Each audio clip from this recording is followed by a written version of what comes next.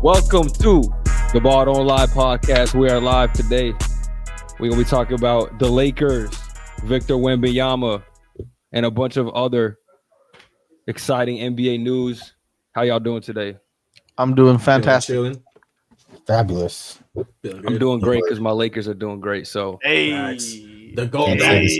my mental health is directly attached to them. Yep. So you know what? Let's Let's get to the into goal. it. Let's just get into it because you know why we're here. LeBron, the king, is back. Debuted last night, coming off sciatica injury against the Utah Jazz. Lakers scored 140 points. And it was just a show overall. LeBron double-double, 13 assists in his first game back, 11 points, something light. Only 28 minutes, I believe he played. I thought he looked pretty good. He only took 7 shots. All of them were within the rhythm of the game. He wasn't forcing anything. And I'm honestly very excited. You know, I'm moved by the LeBron James addition now. And I'm thinking there's only maybe 2 teams in the Western Conference that can compete with the Lakers right now, the way they looking. I mean, the way they're running the floor, they're playing team basketball, the playmaking, the assists. The offense is just on another level. I don't know what the ratings are. I'm going to look it up while y'all are talking, but I'm sure they're top 5, top 10. And then if the defense can just tag along and they keep playing hard and JJ has them playing hard, man, this team is very scary. So I want to hear y'all thoughts on the team. LeBron maybe specifically. Omari, I know you got something to say. Go ahead. Go first. All right. So I just want to put all the people who was watching on notice. Everything I was saying. This man is the GOAT. Could fit on any team, any situation. Smartest basketball player to ever live. To ever even look at a basketball. To ever even touch a piece of leather. Greatest player to ever do any of that. So to think he was going to come back and fuck the team up is one of the most egregious takes that has ever been uttered on this internet. In the history of the internet. And the history of sports media. All right? Braun came back, just chilling on a chill game, something light. Had to make sure he got his 10 streak. He got 6 assists in a matter of like 3 minutes in the fourth. Looking like prime Magic Johnson out there. Like it was nothing. 28 minutes did that. Didn't even look like he was sometime in the third. I looked at him, the nigga wasn't even sweating. I'm like, all right, this nigga's crazy. Like, this shit is light. So I think that it's only really up from here. I think the more they get rhythm, the more he continues to be probably the best utility player in the history of the league at this point. I think he'll still average. I said 23 before. I'm going to stick to it because I'm going to stick to my takes. But I think, like I said, I was on the side of he'll average a good amount of assists because, you know, the way he looked in the post last game, it was just like anytime somebody was moving, he was finding them on either when he was driving or when he was backing down. He was just finding everybody.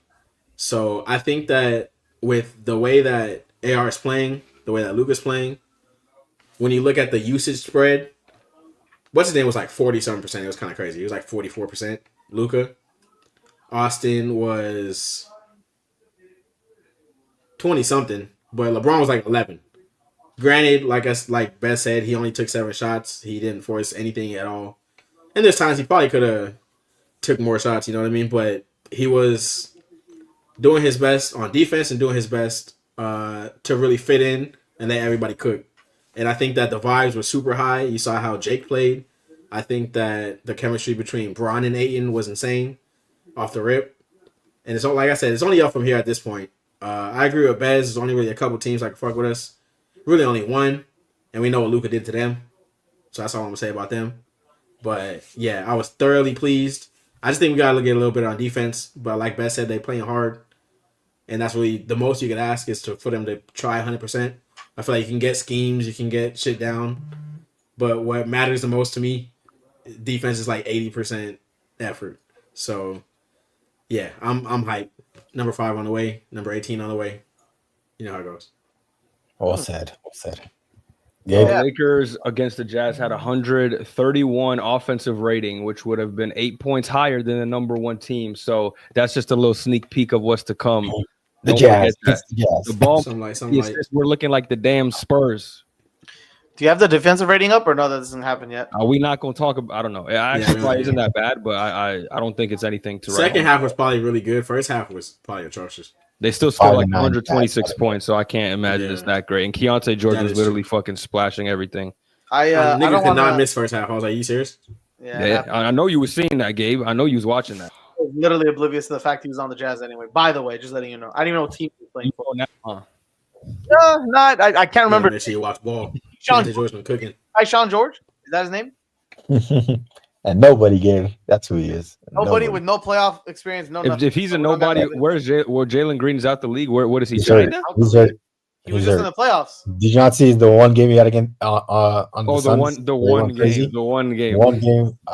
That's the only game he got. He also remembers one playoff game. Jalen Green. Y'all should just respect Keontae George. That's all I'm saying. I don't want to shit on Jalen Green here. I do respect him. Keontae George is hooping. He's looking legit. Bro, he's playing on the Jazz where your expectations are nothing. Hey man, the Jazz aren't that bad Rockets this year. Last year were held to a higher standard. They're not that bad. They're really not that bad. This year are better than the Jazz this year. Like there's different. They've been good teams so far this year, and they're missing Walker. They're better than the Mavericks. The Jazz are going to be better than the Mavericks this season. They're 4-9 team. 5-9. I'm sorry, 5-9 team. They're going to be better than the Mavericks, and y'all thought the Mavericks were going to be a playoff team. They're in the East. They're 5-9, and the Mavericks are injured. So yeah. They have a much harder schedule than a lot of people. Hey man, y'all gonna put respect on Will Hardy. They got some players over there. Ace Bailey's been looking a lot better last couple games. Like has been looking good. 5-9. That motherfucker. He has some nice step backs. Fouling, but he fouled out in 10 minutes last night, or like 2 games ago, which is impossible. I don't even know how you foul out in 10 minutes, but more power to you, bro. You got 6 to use. He used them all. Got to learn the NBA game. Yeah, but about LeBron's debut game. The game started off a little wonky, but I mean, that first half they're talking about, it was a little weird. But then I guess the second half kicked in and they started locking in. I mean, it is what it is. LeBron is one of the best players of all time. To have him on the court helping your team in any way he can. Yeah, I didn't stutter. One of the best players. Nah, he meant to say the. And if this is the way LeBron's gonna look in regular season going forward, maybe in the playoffs, and he might be able to turn on some kind of playoff intensity, I'm fine with that. As long as I feel like LeBron doesn't, like, how do I say this? Do too much is the word I'm going to use, is this phrase.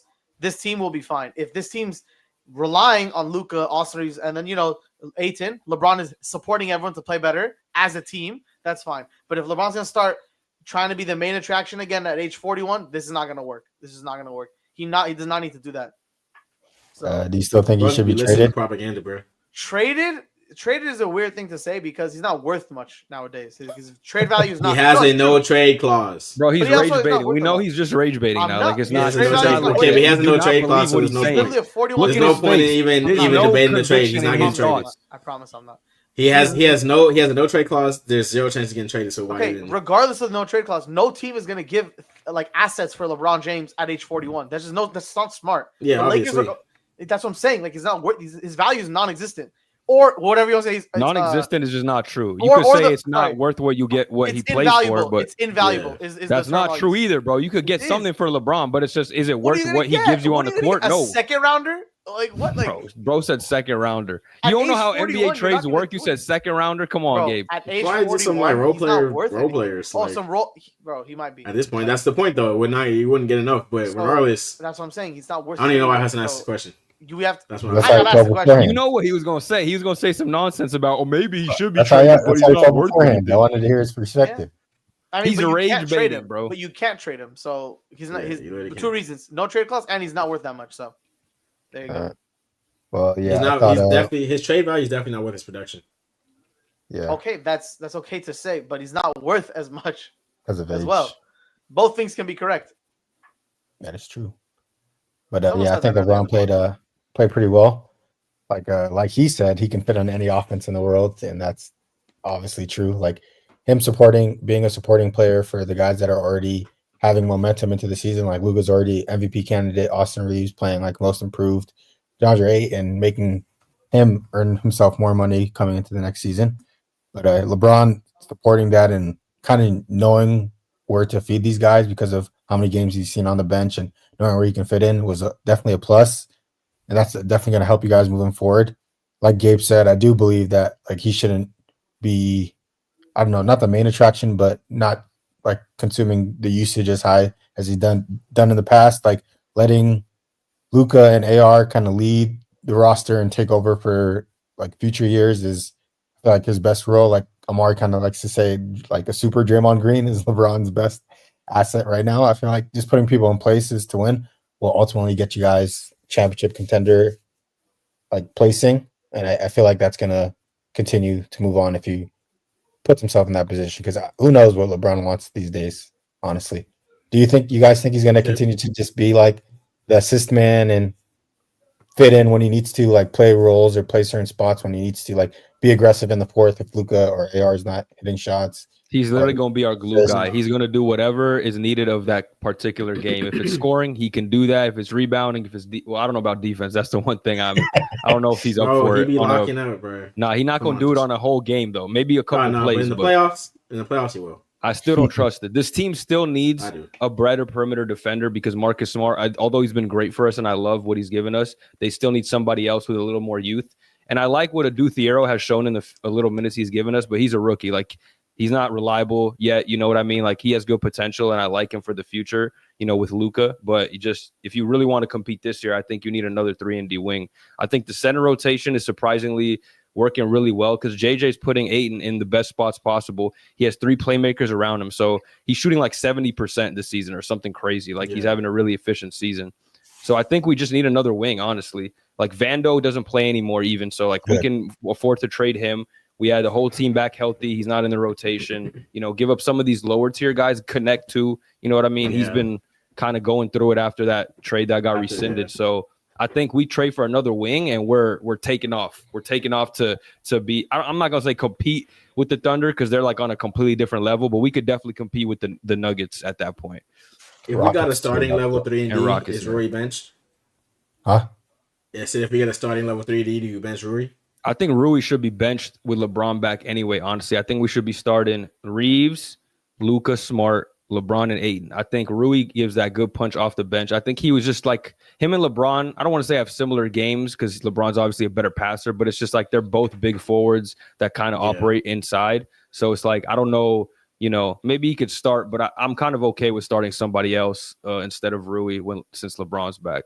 Having them play together is a bit redundant, so you might as well split them up.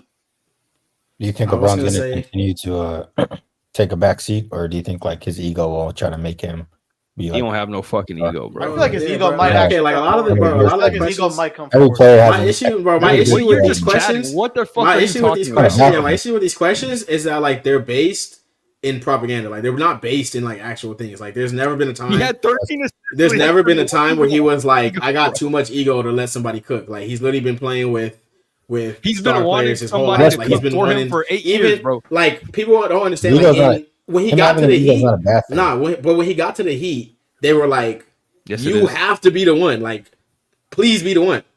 They had to ask him to go and okay, exactly. So it's not like then he didn't have ego. They had to ask him to really put on that I'm the best. When he got back to Cleveland, and even then, he still let D-Wade shine until he literally couldn't do nothing anymore. When he got to Cleveland, he literally didn't. He put on zero damper. Like, did Kyrie's stats get worse? No, you know what I mean. They started winning games, but he played. Got better. They probably got better. So it's like he's literally never ever been one to be like, I don't want my teammate or my teammates to be the best version of themselves. Like, good point. He would rather have less points and do less. Like, especially in this stage of his career, I don't think he cares as much. Like, I think at the end of the day, I know I said he'll average 23. He'll for sure average over 20. But I do think that he'll just exert energy in other areas. But what I was going to say earlier is that the way that they use like combos of Bron, AR, and Luka, I feel like it's going to be like even more essential because sometimes I think all three of them, although they're like super good, obviously together, I saw like throughout the game, they use a lot of just 2-man sets, you know what I mean? And they can stagger minutes so well with having 3 people that good that I feel like they'll be able to sustain like all good production, you know what I mean? And even if they're playing like in the fourth altogether, I feel like they'll still be able to gel well enough to close out games and, like really all the things you have to do to win the game at the end, you know what I mean? Yeah, it's the first game, and I guess they're not like really battle tested. So JJ will probably find a good rotation for all of them to kind of shine. Yeah, So and what's name was on a minutes restriction too. Yeah. If I'm Rob Pelinka, I'm looking at these three players: Dalton Connect, Maxi Kleber, and Jared Vanderbilt. That's about, you got $28 million with those three contracts. You can attach some second round picks to that. Like, that can get you a good wing player. Maybe not like amazing, but that's some good depth. You can get 3 expiring contracts. You get a young player in Dalton Connect. So I think if we use those guys, we can get somebody. Anybody you have in mind? I got to look at contracts. I'm looking at anybody on the Mavericks. I know they kind of probably don't want to deal with the Lakers, but they're selling. So like a Najee Marshall, bro, like I would take a Najee. Maybe Herb Jones if the Pelicans. I don't know if that's, their shit is low as fuck right now. Their value of all the players is just low because they're losing games. So I'm trying to call them and see if they're willing to part ways with any of those guys. I haven't been that high on Herb. I feel like he's obviously better than Vando. But I feel like for what we need, like we still need somebody. I disagree. I think he's just in a losing situation, and it's like it's just hard to be motivated when you're playing for the fucking Pelicans every night. And it's like I think if he came back to a Lakers team, you would see that Herb Jones that we saw when he went they went to the playoffs that one year, and he really popped off the page. I think he's the type of player that will contribute to winning basketball, and you just can't see it because he's on a losing team. Yeah, I like Herb. So. I mean, even if it's not the Lakers, some teams should call for him because I think he can help them. Okay. Do you guys think Lakers are championship contenders now with LeBron back? Yes. I can't say that because the Thunder are way too good. So would you say top 3 team, top 5 team? How do you feel? They're definitely, in my opinion, they're definitely a top 5 team. It's like, I think Thunder clearly above them. I think the Nuggets are above them, and then you could have a conversation, in my opinion, between the Lakers and Rockets right now. I'm going Lakers. But I wouldn't be mad at you if you pick Rockets. They're both playing really well. Top 5 guaranteed. Top 5 guaranteed. Other than that, it's And it's like, well, after the Rockets, though, I don't know if there's another team that's better than the Lakers or playing better than the Lakers in the West. And the East, the Pistons are playing well, but it's just another conference. I don't know how good I feel about comparing them. Yeah.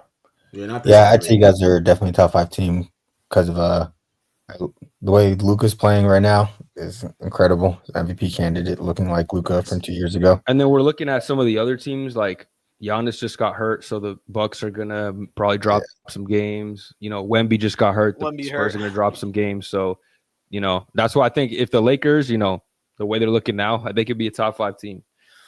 Yeah. We can actually talk about Wemby now. Anthony, you don't have anything else to say about the Lakers? No, not now. Yeah. So Wemby got hurt again. I think he got a calf strain. Supposed to be out for 1 to 2 weeks. We know what happened. We know what happened. Pods dove at his fucking knees.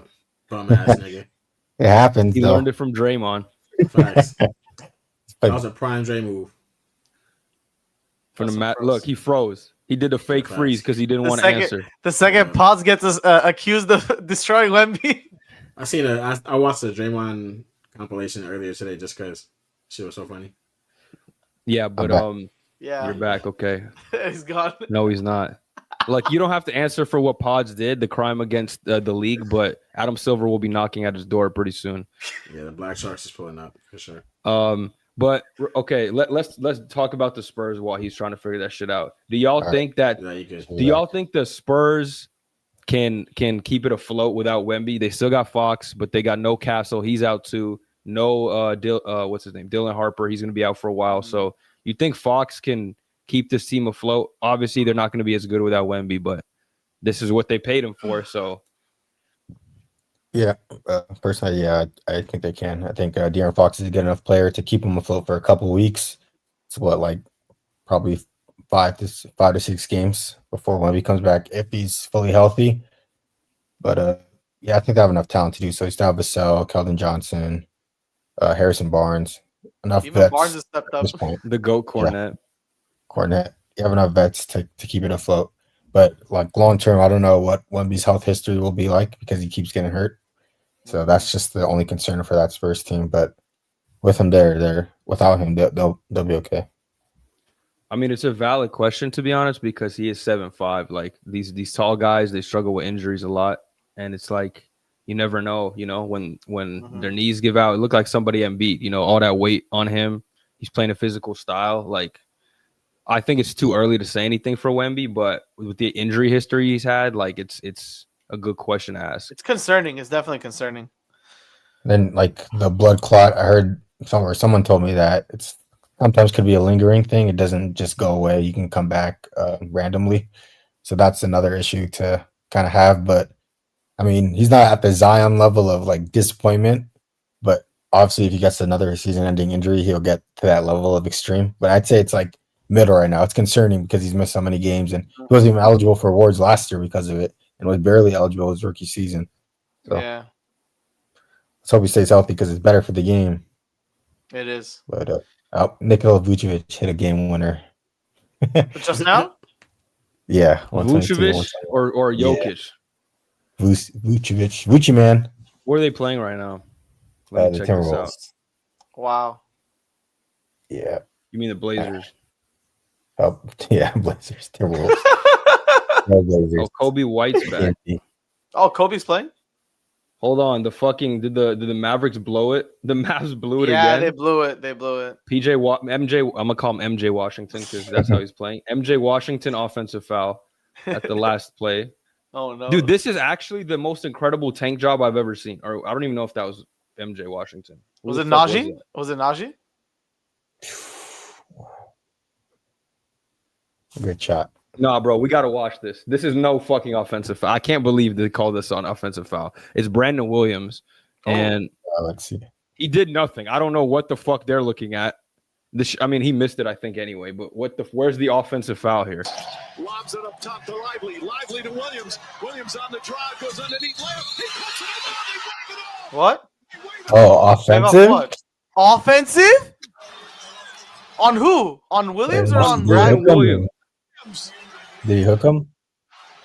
Bro, he put his hand here, but like he didn't push him off or nothing. Bro. Like he just fell down. He literally fell down. How can he push him? I need to see it. Let's see. Will they replay it? Had a clear path going in using his speed. No Let me see if I can find a replay or a slow-mo. They have to call the hook. That is bad looks. Bro, when I see stuff like this around the NBA, I just start getting triggered, dude. What are we doing? Like ruining basketball games like this, bro. What are we doing? I seen Giannis get called for offensive power for doing nothing. Dog, Giannis, they don't call enough calls on Giannis, bro. Dude gets like shoulder check. He's elbow. like negative calls. He has and he shoots like what, 15 free throws? I still think that's not enough. He needs more. Like, dude. Yeah, they probably feel like if they call Plus, it you know what I'm time. talking about, though, right? Like Omar's seen it too. Yeah, yeah, he has the. Bro, when we were playing them low key, we was hacking him so much and they didn't call shit, bro. There was a play where like 3 motherfuckers hit him, and I'm like, and they didn't call anything. I'm like, yo, I feel like the refs just want to get done with the game. They don't want to be at the free throw line all day. Dog, but then there's other games where the refs take control and they're. It's just Giannis though, because he like powers through everything. It looks like no one touches him half the time. Like it just doesn't even though he's getting slapped. It's OG Brown. Yeah, I'm about to say it's the Brown effect. If Giannis started flopping, I promise you he'd get so many calls. Yeah. He'd foul out entire NBA teams. I really can't believe Dallas lost like that. This nigga's freezing again. That is. If Giannis fouled, it made him obvious. Keep thinking. Apparently they want to keep AD. What'd you say? Denny of the triple. The Mavs want to keep AD. That's crazy. Said that they want to keep him because they want to win now, and then apparently they want to see him play more games so that they can keep him off at max price. But we'll see that makes sense. what happens with that. Bro, the Blazers so be like play more good, games but bad, bro. I don't even know. Yeah, I don't know. They're a confusing team. They literally like they'll beat the fucking Spurs or some shit and then lose to like the Lakers without anybody. No, I don't even know. The Blazers will beat the Thunder and then lose to like the Nets or some shit. Dude, they actually are the only team that beat the Thunder, which makes no fucking sense at all. Like what the fuck? But then they just lost to the Bulls and the Lakers. And they lose to Nick Smith Lakers, bro. Exactly. I don't know. That's why we're better than the Thunder. If Nick Smith could beat the guys that beat the Thunder, then by NBA knowledge, by math, NBA math, Lakers in 4. Roller coaster. It's a roller coaster over there. Hudson, you're like in 3 different dimensions, bro. Hudson, you're actually like fading in and out of consciousness. Yeah. You sound like Optimus Prime, brother. kind of. I'm hotspotting, but it's not working. Let me go back on the Wi-Fi. Maybe it'll. I'm about to say the Wi-Fi is probably gonna be better. Delete him. Crazy. What do you think about the Spurs, Omar? You think they're gonna keep it together while Wemby's out, or they're gonna start slipping? I'd have to look at the schedule. Truthfully, I don't really know the exact schedule for the next few weeks. I think. Oh, I was gonna say though, I heard that they're gonna take a more cautious approach. I think that with somebody with Hudson said he's good. With a nigga being that tall, and with the real epidemic of calves and Achilles, I think that I heard that the Spurs were going to be a little more cautious, so I expect him to be out in like 3 weeks. But even then, it depends on the schedule. But I do think De'Aaron Fox has proven that he's good enough to win regular season games, like as the head of the snake. I do agree with Hassan Vassell, still a quality player. He's been up and down this season, but I think it's just because with the influx of guards, it's kind of hard to really get a spot. And he's really been an odd man out of, even though he's starting, it seems like option wise, he's one of the later options. Obviously, when everybody's healthy, Fox and Castle have shown that Castle's been amazing this season. Fox is Fox. Wemby is Wemby. So it's just like, so yeah. But I do think if Vassell can get a groove these next few weeks, I do think that they can beat some quality teams, some decent teams. They may lose to the good ones still. I think obviously Wemby is what makes them a contender, if they are a contender. So yeah, I think those would be like mid. So if they can go 500 over this time, maybe they're still decent. You know what I mean? Like, yeah. When do you Wemby comes back?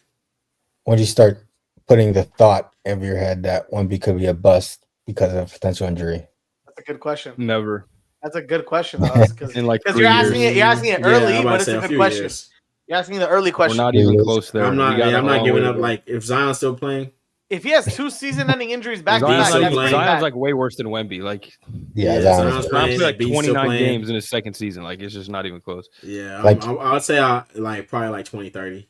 Even if Wemby is out for the next 2 years, you still pay him a max because of the. If he misses like, it's just crazy. If he did the shit where he like misses a whole season, comes back and then misses a whole season, then I'll be like, yeah. But other than that, he would have to legitimately miss like multiple, like an entire year, multiple seasons. Yeah, I think he'd have to miss multiple seasons for me to really just give up like that. Okay, if he missed 1 year, I wouldn't just give up. Like, well, he missed last year, so he missed half. But if he's just like injury prone, the thing is, the blood clot shit is not even like it's not an injury. It wasn't even his fault. Like I can't even say that's just a free I feel like thing. it's because of his size. Pause. No, that's. Sar Thompson had that shit. I mean, he's fucking 6'7". Like it's not gonna be. Shut the fuck up. It's not gonna be anything that have to do with height. Yeah. Yeah, I think that I would say if he's injury prone for the next like 5 years, like only plays like 5 years, 50 games. No, like yeah. Well, like I said, 20-30 contract.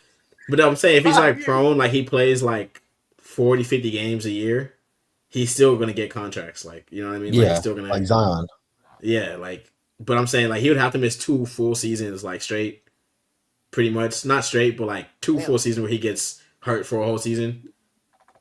That like I would be like, who's the last player that's been out for a whole like real season? A lot of players. What do you mean? Like real, like good players. Jason Tatum, Tyrese Halliburton, Damian Lillard.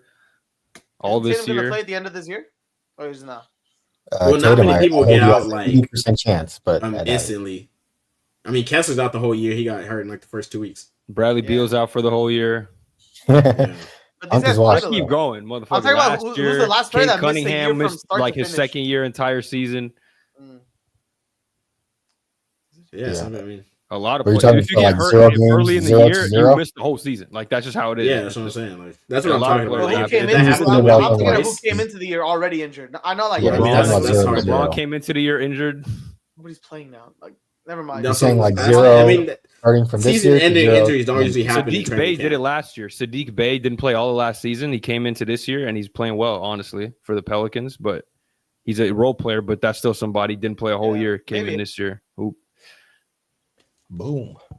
But yeah, I meant like obviously not from literally opening tip till the end of the season, but like if he gets hurt first month out for the season, comes back, gets another month out for the season. I'm like even if he has AD type injury, he's still not be a bust because like that's enough games. Like 50 games, I'm not calling. AD played 70, 75 2 years he in a hasn't row. played. I don't think he's played 70 since 2020. Let's check his games because I'm actually curious to see. Like maybe he had like 1 year with like 60. Yeah, maybe 1 year with 60, but I'm sure it was like 40, 50, 20, 60, 20, something like that. I promise you. I'm curious to see how many games he plays in a season usually. All right. First season, 64, 67, 68, 61, 75. This is with the Pelicans. 75. Go from the Lakers, though. Lakers, first year, 62, 36, right. 40, 56, 76. There 51. You go. That's the 70. Okay. So he had that one. He had the 60 the first year, which was a shortened season. So it was like the whole year. Then he had the 70, and everything else is like 40, 50 in that range. But even then, like if Wemby's doing that, like it is disappointing, but it's still not bust level. You know, it's just like fuck. I wish at least AD was playing like 60 plus first 5 seasons. Yeah, and became street clothes after that. It's just like damn. You're like damn, really? Like for let's see what Wemby's at right now. Yeah, I think Wemby's there right now. Like Embiid's there, and he missed two seasons of his career, like the first 2 seasons of his career. That's like that bad, but.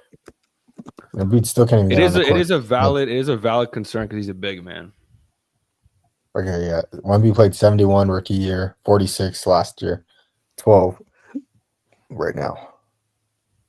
And I think he's probably gonna get like 50 this year. So it's smelling like Anthony Davis. Yeah, it'd be like he'd have to be out another year for me to label him a bust or bust potential. Yeah, like I said, it would take me some time to say he's a full bust, unless he misses 2 whole seasons. Because I think Zion's damn near a bust right now. He's just there. Yeah, Zion's when it comes to potential, for sure. Yeah, when it comes to potential. Yeah. Because Zion's been in the league how many years? Yeah. 6 years.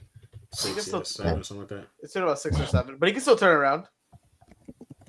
I don't think so. No one can do one thing very well, and when his athleticism dies out, he's kind of done for. He's been in the league 7 years, and he's only played over 70 games once.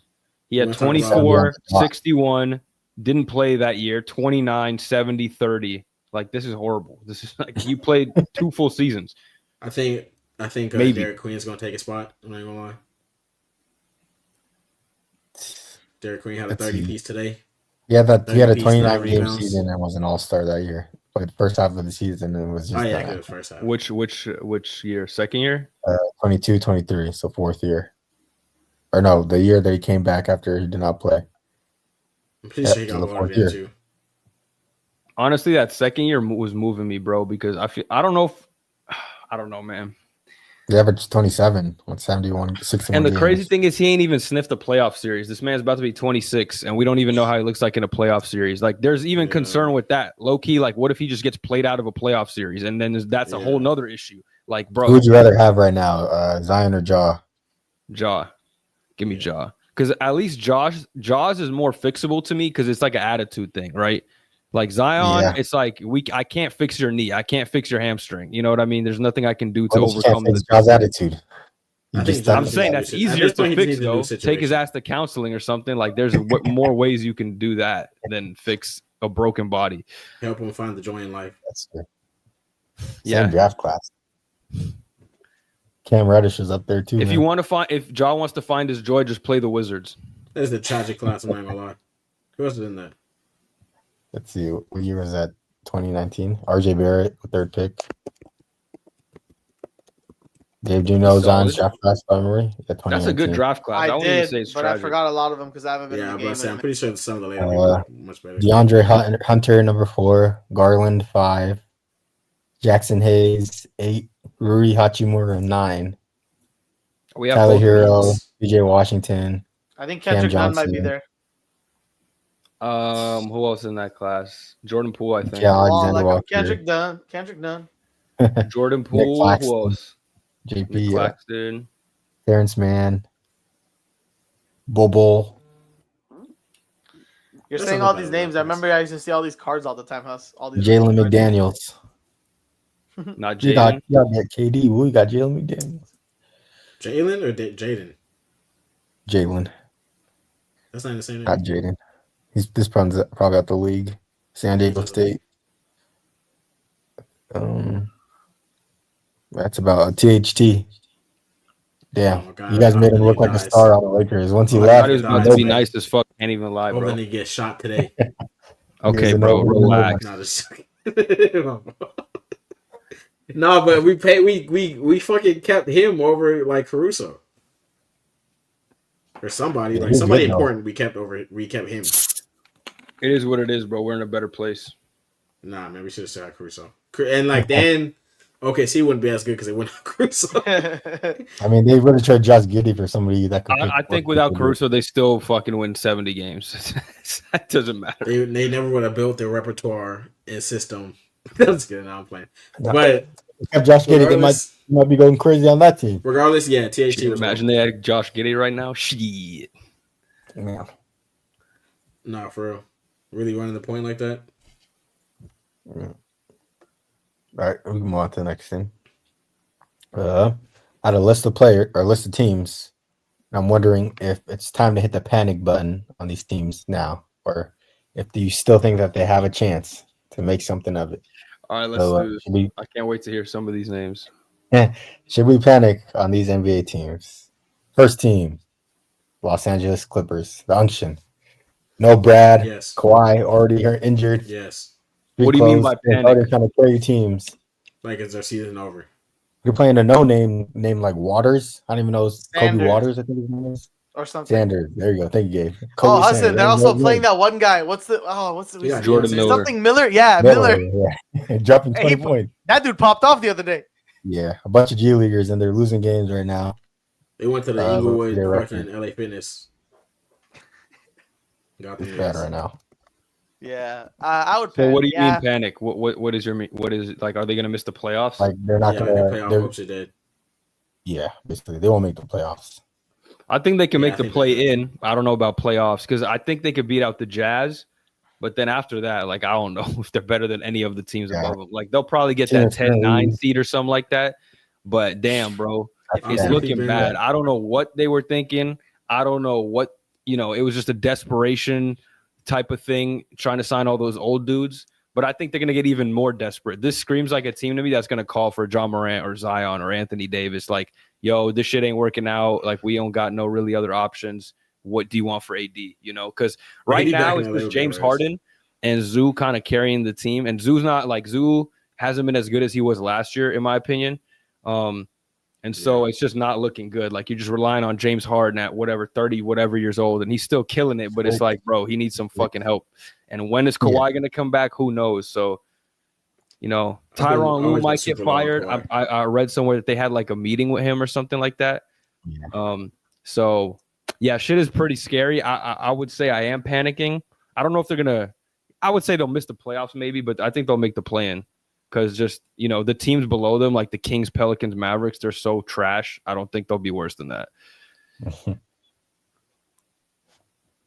I think they could. Panic. I'd say yeah. I'd say I would give him a chance if Kawhi was active, but even then it's like, I don't know. I mean, I agree. Yeah, I mean, I've been one of the lowest on Kawhi. I'm not panicking yet. Can you say why? Can you please say why? And don't just say, and Hudson, do not just say Harden's playing like kids. They are 1-8 in the last 9, are they not? That is an insane thing to be in like the first quarter of the season. Horrible. They're just not good. They're slow. They don't play fucking defense. They rely on James Harden to create offense for the entire team. Like, this is not a winning recipe. I don't really even know what they do. So I'm saying they're like the team that's going to be like, fucking Ja, please help us. Anthony Davis, Zion, like one of these stars that are just on the low value end right now. Like, I could see them calling and just being desperate for one of them. John Collins, he's not playing good. They're playing Batum in a bunch of these games I'm seeing. It's just bad. Another thing I want to mention, the defensive players that they had last year that kind of made their shit work and move a little more, like Chris Dunn and Derrick Jones Jr. First of all, Derrick Jones Jr. might be out for the year. Yeah. I don't know if y'all saw his injury. That shit was kind of scary. It was scary.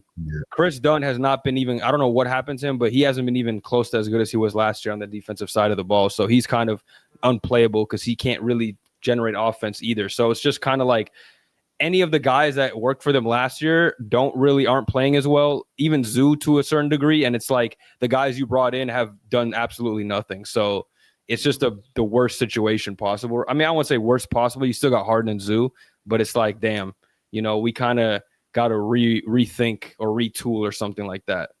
Yeah. I feel like their biggest mistake was trading Norman Powell because they need another scorer that can produce on their own. John Collins cannot put the ball on the floor and get you a bucket. Norman Powell was the it factor for that. And Kawhi Leonard is obviously being out is the biggest reason as to why they're 4-10 right now. I feel like once Kawhi comes back, they'll go on a run, play easier teams. I feel like they're playing. He'll come back soon, hopefully.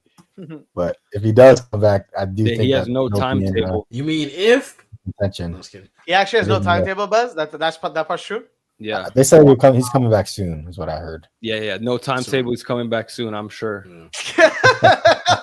Hassan, do you personally know this man? Hassan, do you personally know this man? No, I hear some things. He's coming back this year for sure. Bro, what circles are you in that you hear these things? All I know is Kawhi is supposed to come back soon. But if he does, then this team could go on a run and potentially be the team that we expected them to be early on in the season. But if Kawhi does not come back, I do think you make that trade for Ja, Zion, one of those guys to kind of revive this team because your team is too old. You already lost Bradley Beal for the year. Harden is doing all he can at 36. Trade him with the value that he has now because you're not going to do anything with the age limit that you have with this team. So making a trade does sound like it's panic mode if Kawhi doesn't come back. So the whole thing relies on Kawhi Leonard being healthy, which in history has never shown to be the best thing. So it's panic without Kawhi. With Kawhi, I'm okay.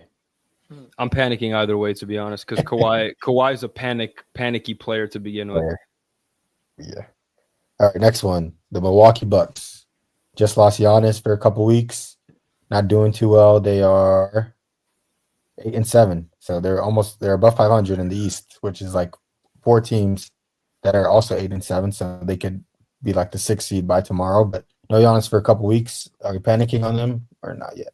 Yeah, bro. No, not really. I mean, when Giannis comes back, I'm assuming he's not gonna be out for a while. It's like a groin strain, so like they just got to beat shitty teams while he's gone. Like that's all I expect. Yeah. And if they can do that when he comes back, they're not missing the playoffs. But you know who what are you I mean? relying on? Who are you relying on at that point? Rollins?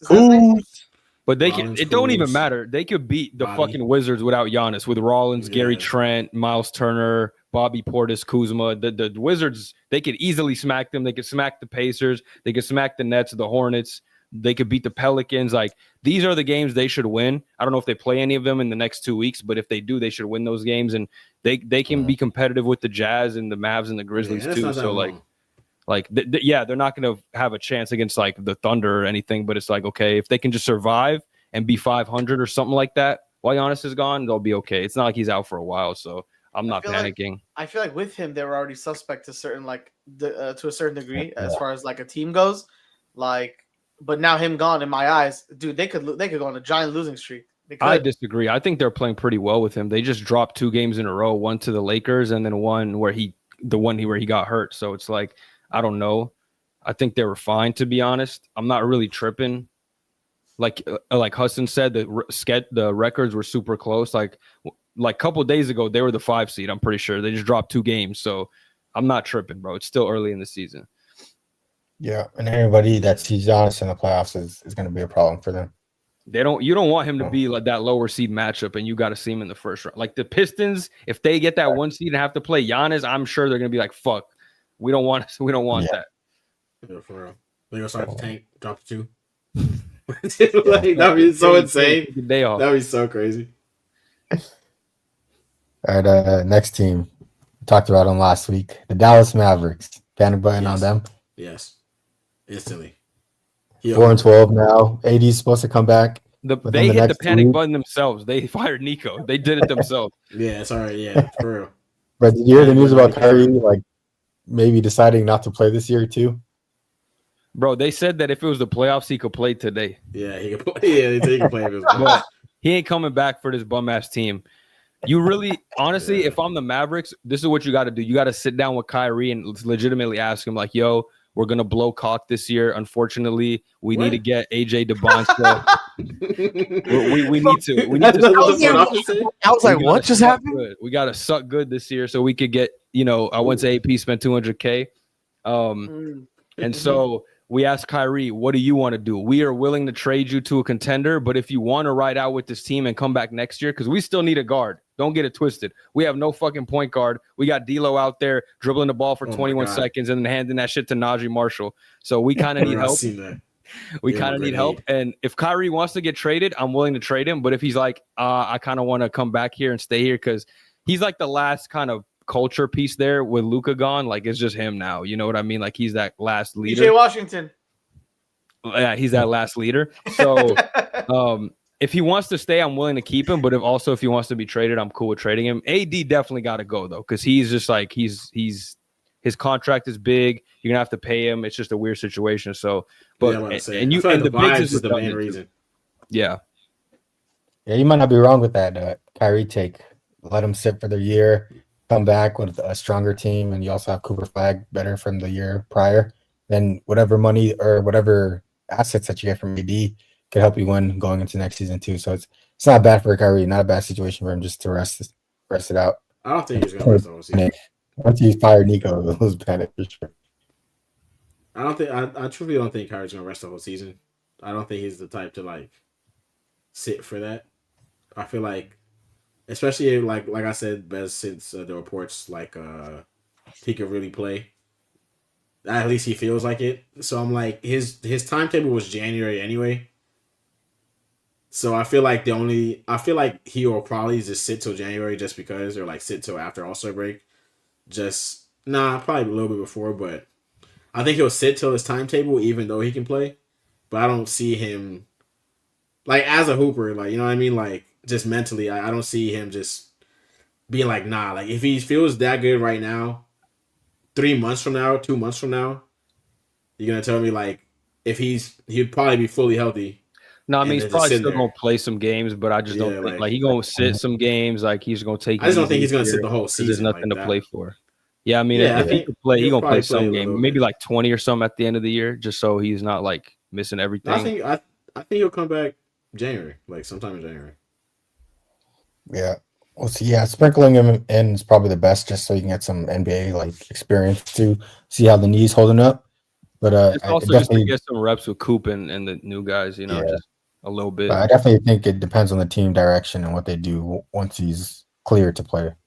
And if you want to trade him in the offseason, you do want him to play some. I was also just gonna say if he's gonna get traded in general, let's say he's like, I want to play for a contender this year because I can't come back, then he's for sure gonna play at that point if that ends up happening. Oh yeah. Yeah. Just so they can see what it looks like. All right, I'll panic. Yeah. I mean, yeah. It's already been panicked from day one. All right, next one is pretty good. The Orlando Magic. 8-7 right now. Paulo hurt. They haven't been shooting the three ball as well. Desmond Bane hasn't been living up to the trade that they gave for him. 4 first-round picks for Desmond Bane. He's recently turned it on. What are you talking about? The 3-point percentage is like 30%. It should be at least 40. That's okay. What he provides. I'm not gonna lie, they kind of been putting belt to ass without Paolo. We kind of got to have a conversation about. This is the second year in a row. Now I'm a little exaggerating a little bit, but it's the second year in a row where Paolo's out and now Fran's stepping up and the team just looks better. And low key, there is something to be said about that, in my opinion.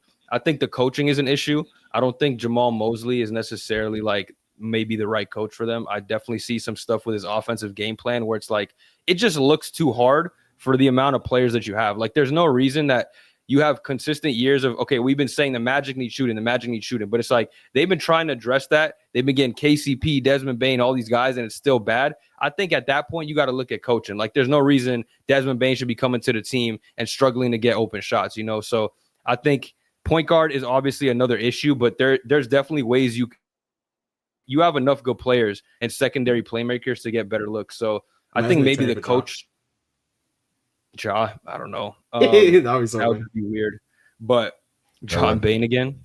I don't think they don't have no picks to trade for Josh, so they can't really do it. Nah, but I don't think they have that. But I think the coach maybe they got to look at things, or Paolo, he got to work on his game a little more. I think we had him at the beginning of the season potentially in those like Cade Cunningham conversations, that young player, but I don't think he's even close to that tier. I don't think he's even sniffing that level right now. He's got a lot of work to do. The three ball's still inconsistent. He can tend to be a black hole on offense sometimes. Like he gets a little too tunnel vision at times. So they're not as far along as like the Pistons or some other teams that are like, kind of putting it together. But I still think they're a playoff team. They just not really like at that contending level. Yeah, I'm not. Okay, so, like what we expected them to be at the beginning of the year, I'd say, huh? I am a little disappointed though, because I think the preseason like win odds had them at 50-something games, 52 games, because they did trade for Desmond Bane. They do have a really good defensive team, and it's like I don't know if they're gonna hit that, because it's just like they're still the same team they were from last year. Like they don't look that much changed. They just have different players. Yeah. So how long has Mosley been there? 4 years. Like 3 years, 3 or 4 years. If they were like somehow miss or like just be like ass this year, I think he might get cooked. Honestly, even if they're just mid, bro, like the Cavs fired JB Bickerstaff when they have too much good. potential. Yeah, like this is like a firing, not because they're just so ass, but it's like they're not gonna unlock their max potential. Yeah, like, they're just not making progress. Sometimes you just need a like somebody new to get you going, something, a new face. Yeah, with that much talent on the team, and then you added more talent, which is something that like you got one of the better 3-and-D second option, third option in the league, and he's looking ass. I was gonna say, yeah, we got those comments. Okay, Franz, they need to realize. You know what I think? I think that just Franz plays better team basketball, and like I don't know, Paolo, like he's probably a better player in a vacuum, but like his issues are just like they lead to more like I don't know how to explain it. Like his issues are worse for the team in general, because it's like he'll get tunnel vision, like he'll turn the ball over. His 3-point percentage hasn't really taken a significant jump, and he still takes a lot of threes. Like I'll see him jack up fucking long threes. I'm like, dude, you're 6'10", 250 pounds. You don't shoot the 3-ball well. I don't understand the logic there. So it's just like he's overall hurting the team, his issue. So like that's kind of the concern for me. Like he's not a bad player, but it's just like the issues are kind of more glaring than maybe for other players. Yeah. It's like he kind of stops the team offense, and so to speak, just to try to get his numbers, and that hurts chemistry overall. Whereas it's just Franz, you got to get him, like you got to really get him. Like let's give the ball to Paolo in the post, get him in his spot. He's gonna dribble in the post, and it's like everyone's standing watching him like do his thing. It's like not good for the team flow. Yeah, I wouldn't say I'm panicking, but they're definitely not potential as a team right now. Say it again. I'm lagging again. Yeah, there for a second. Let me get another hotspot. But yeah, I think that they won't go. Oh, they're not panicking, but they're not reaching their full potential as a team. Yeah, I can see them. Not panic mode, but like a little worry mode. You know what I'm saying? Not the full on panic. All right, I'll say the next team and then get another hotspot. Next team are the Memphis Grizzlies. Are panicking on them.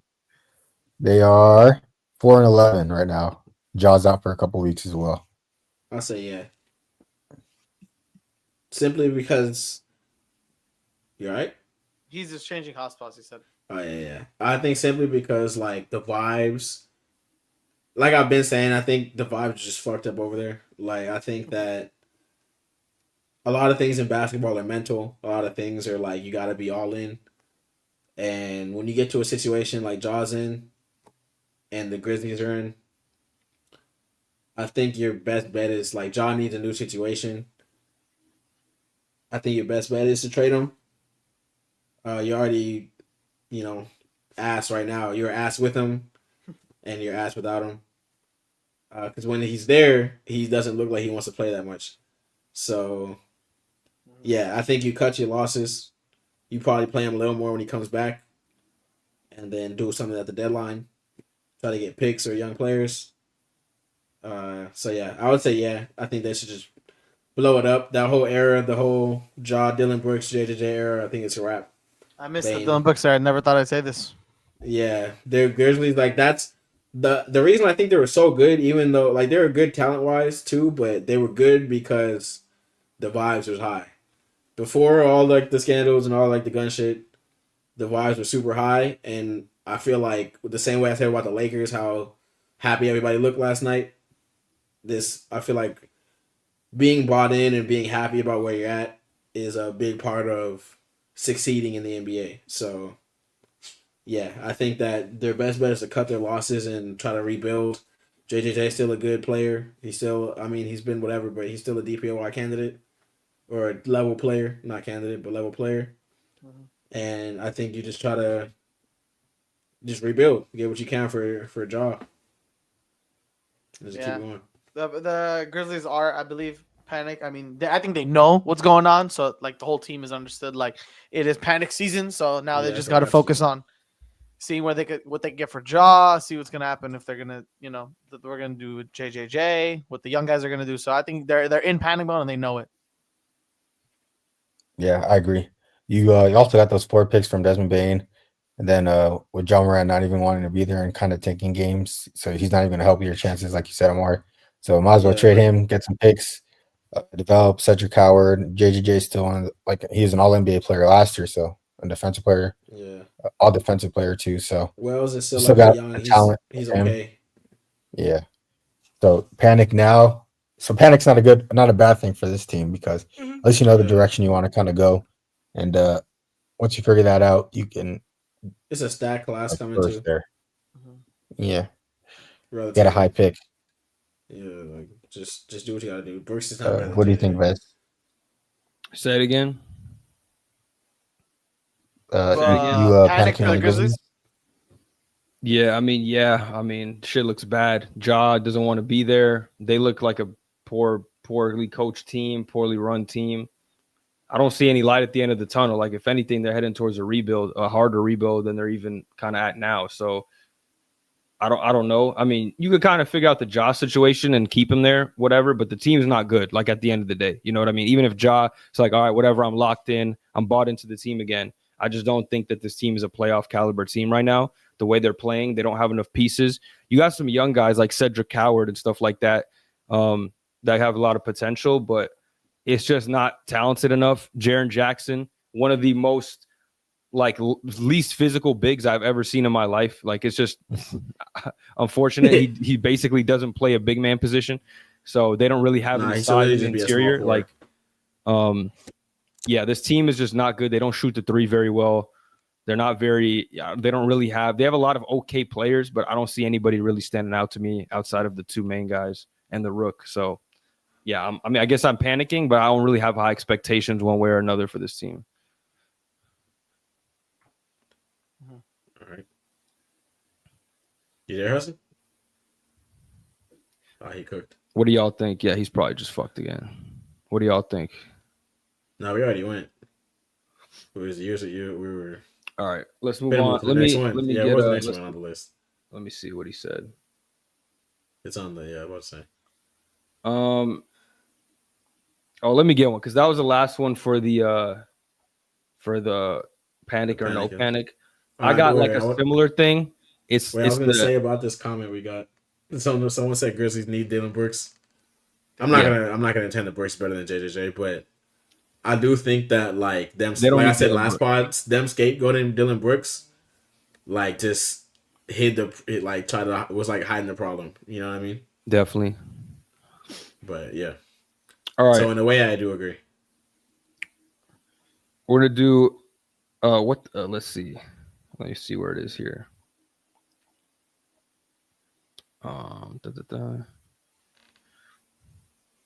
Oh, are you in or out? Okay, I got a couple are you in or out questions. All right. So y'all tell me, I'm gonna give you a statement. You tell me, are you in or out on this statement? Is Cade Cunningham the best player in the Eastern Conference with Giannis's injury now? Are you in or out?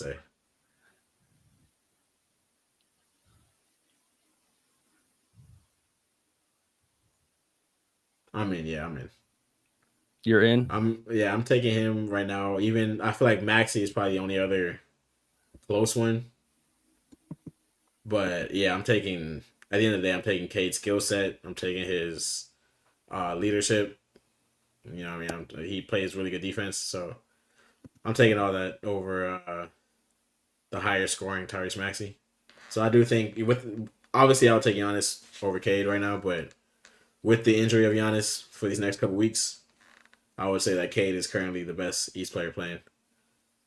Jalen Johnson and Maxey, better than who, nigga? What kind of comment is that? Jalen Johnson is crazy. I mean, he's playing great, but relax, bro. Yeah, come on. What about y'all? What y'all think? Are you in or out? Cade, the best player in the Eastern Conference. Giannis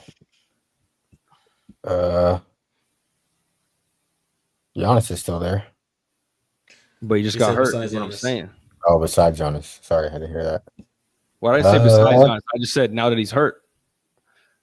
I don't see anybody. I think Cade is the best player in the Eastern Conference, leading his team to 11 game win streak now. He was injured before a little bit, but he came back. There's nobody else I'd say that's better at performing than him right now. So it would be Cade, especially being the 1A alpha on the team, doing what he's doing, winning. Yeah, I have to agree, to be honest. All right. Next one. Are you in or out? We kind of talked about this, so I'm not going to bring it up. It was about Wemby, but we could go through it again. Should we be worried about Wemby's injuries? Are you in or out? I mean, we should worry about his injuries due to his injury past in the past few seasons. I feel like once you are out for not multiple seasons, but multiple stints in a row, you start to worry because of other players that we've seen in the past do so. So there's reason for me to worry about Wemby's injury history. And I hope it's not a big thing, but right now I'm definitely in on thinking about it being a big thing. Very valid. Yeah. About you, Amari, in or out on Wemby's injuries being concerning? Right now, I'm out. Like, I'd have to see it a little more consistently, like consistent injuries, before I really give up. He is an anomaly of a player considering his size and athleticism. But yeah, right now I'm gonna stay out of that because I'd rather give him another year or two before I say he's injury prone. I'll give him another year before I say he's injury prone. Like if he kept getting injured this year, but yeah, to be fully concerned, like it would take me like another year. So right now I'll be out. Gabe, is this for Wemby being injury prone, right? Yeah. Yes. Yeah.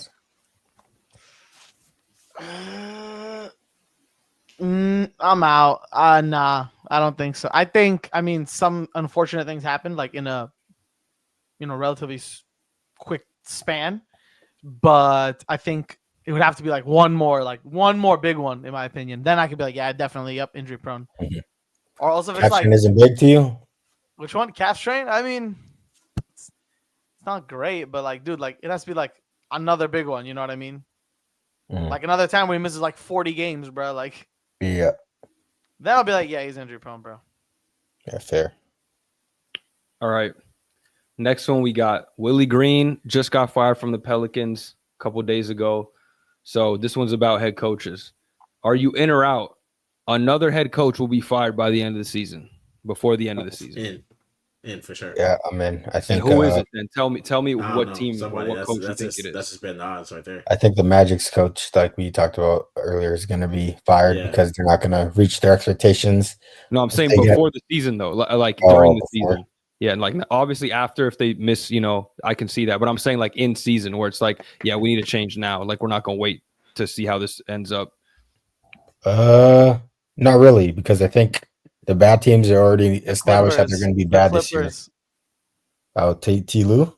That's not a bad choice. I'm asking a yin and out or on it. Give me your take. I want to hear. I don't think it's his fault. No, I'm not in on Ty Lue because he asked for the auction. Like that's what I need to know first. You know what I mean? Like how much role did he play in getting them old ass niggas on that team? You know what I mean? Because if Steve Ballmer is just and whoever the GM is, I don't even know who the GM is. Right no, now. I'm sure they asked him like, "Yo, you want these dudes?" Like he's probably like, "Fuck yeah, bro."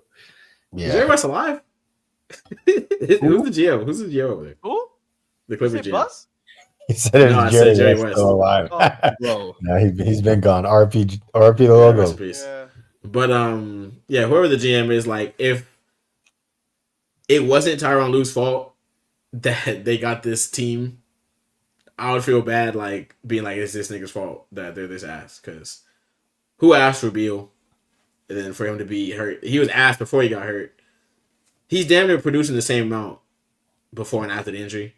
But Kawhi getting hurt, like what do you expect Tyronn Lue to do with fucking Sanders and what, Miller? It's a valid point, but I feel like when some of these like corporate dudes are looking at it, they don't care about the context like we care. Like, yeah, obviously injuries, the type of players they're going for was not ultimately Tyronn Lue's fault, but they might just like scapegoat him or just, give him the boot, you know what I'm saying, in the middle of the season when like I don't know, they're not winning as many games or tickets aren't. I don't know, like they might just do something like, okay, we got to do this, like just to I do think something. I think it's a mistake. I think they should blow it up before they do that.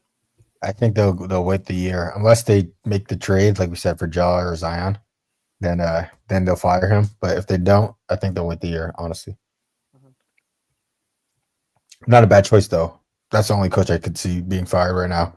Because everybody else are like, they had the expectation of losing. Wizards, Nets, Pacers. They're not going to fire their coach after making the finals last year. Didn't the Kings just get a new coach? They just signed him. What's his name? Doug Christie or something. Doug Christie. Yeah, he's been there for the saying, They're not Team going is to fire him dog yet. shit, so it's like they can't Yeah. expect them to do well with them. Willie Green was like, that was coming for sure. Yeah. Yeah, I guess if for me, if anybody, it's Jamal Mosley, but we'll see. Yeah, I mean, the only other person I could potentially see is if for whatever reason, if the Hawks like fall off a cliff, maybe they look at Quinn Snyder and like, but they would have to be really bad. Like, I don't think they're gonna miss the play in. Like, they would have to miss the play in type shit. Yeah. This dude's still on Jalen. Like he was talking about Jalen and Okongwu are not gonna let that happen. Hey, Okongwu was having a great season, bro. I can't even lie. That was popping off. He's shooting 8 threes, making 8 threes in a game. Holy shit. Where's that coming from? He's crazy. But yeah, they're just winners of 5 straight and lost to the Pistons teams. They're a good team. They're a good team. And I actually have an are you in or out about this, so this is a good transition about the Atlanta Hawks. Are you in or out? Are the Atlanta Hawks better without Trae Young? Oh God, they're the number 1 defensive team or something, right? I read that headline. It's like they're like the number 1 defense without Trae Young on the floor. I'm definitely out. I think if they want to reach the potential that they need star power that Trae Young provides from an offensive standpoint. Like last year, you have players that are supposed to hide his deficiencies on defense with Dyson Daniels, Johnson. Everybody around him could play good defense. So if you have that around him, then you just need him to focus on scoring and doing what he does best. They just don't have enough time to gel with the new pieces that they added with Trae Young. So when he's healthy again and they get games under their belt, they'll start to mesh with him there too. So he's not I need to see another Atlanta Knicks series. Yeah, and they probably win that. I'm not gonna lie. It'd be close. I'm also out on this because we've seen so many times in the past where like a team will miss a player, their best player, like the Grizzlies or something, and they'll start playing better. And we never say like, they're better if he never comes back. So I'm out on this for sure. LeBron. But it's just, LeBron. Yeah, the first nigga in history to get that. Like, but it's definitely like it definitely opens my eyes to see like the deficiencies that Trae Young provides and like his flaws as well. I'm not saying again they're definitely better with him, but it's like it's just hard. You have to play specific type of brand of basketball when you have Trae Young, and it's just hard because it constrains your team. But you definitely are better off when he's like running the offense, and you're just more efficient that way. You can constrain it, but could also like open another level because of how talented he is offensively. So that's what you're hoping for as a team. Get that hogwash out of here. Trae Young definitely mad. When Rage Bait used to be believable. Is this nigga from Atlanta? He gotta be from Atlanta. Yeah, he's gotta be from Atlanta. This gotta be the Atlanta nigga, man. ATL. All right, you have another one? Let me see. I might have like one more. Doncic. You know how many teams is gonna be in front of that nigga before he gets a ring? The Rage Bait worked. You remember he got to a conference finals first though. Yeah, good for him. Okay. Okay. This is my last one. This is a funny one. Okay. MPJ 2 straight games with 7 assists. Are we in or out? MPJ is going to average a career high in assists this season. Yes, 100%. He is 100%. I'm in. I'm in too. It's just that his usage is way higher than before. Yeah, Dude, I what want to say, is just what is his usage? Like 44, 45? I saw somebody comparing him and Cameron Johnson stats about him like averaging 23 and Cam like averaging 7 or 8, whatever it is. And someone's like, we're gonna have to have a conversation about Nikola Jokic. No, that's funny. Hold him back to his teammate. Yeah, I need all the negative narratives. But MPJ's averaging 3 assists this season. I seen him throw a lob to Claxton. 3. I've never seen him throw. You said 3. I actually looked this up. 3 by the way. whole assists. The MPJ, I think there was all of last year or something, or one of the seasons. MPJ didn't throw a single lob to Aaron Gordon. Not fucking one. How is that even possible? But he throws 3 to Nicholas. That's crazy. All he does is see a spot and shoots from it. Yeah. Jokic ends here. Just throws them up. Yeah, that's all I got for the are you in or out though.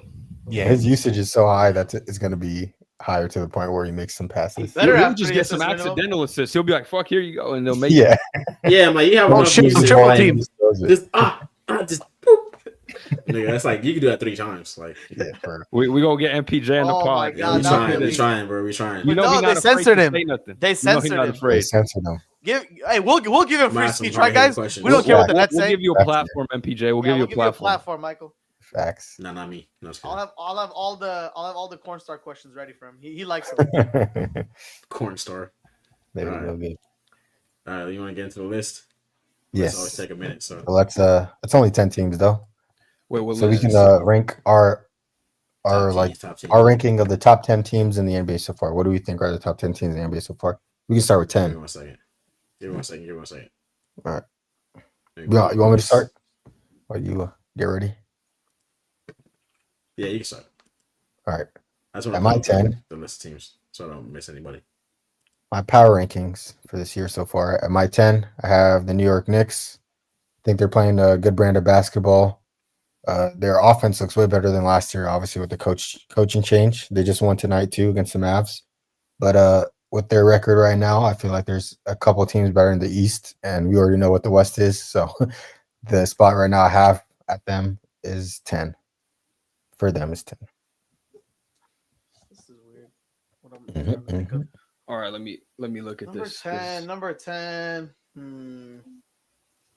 We can look at standings and figure it out. I'm trying to map it out in my head. I'm gonna write it down. We should go from 1 because that shit is easy. To be honest, it's supposed to be a surprise. I mean, it's a surprise. It's not a surprise. It's really the least surprising one. All right, we can do 1. All right, number 1 consensus. I think we all have the OKC Thunder. The Lakers. Lakers. Yeah. Yeah, the OKC's number 1. Look what I deal with. Look what I deal with. What do you mean? I'll wait. Joke. I'll wait 2 weeks for LeBron to play some more before I say they're the best team in the league. 2 weeks? That's all it takes? Yeah. Huston, remember what were we saying? We're gonna judge LeBron off like 30 seconds.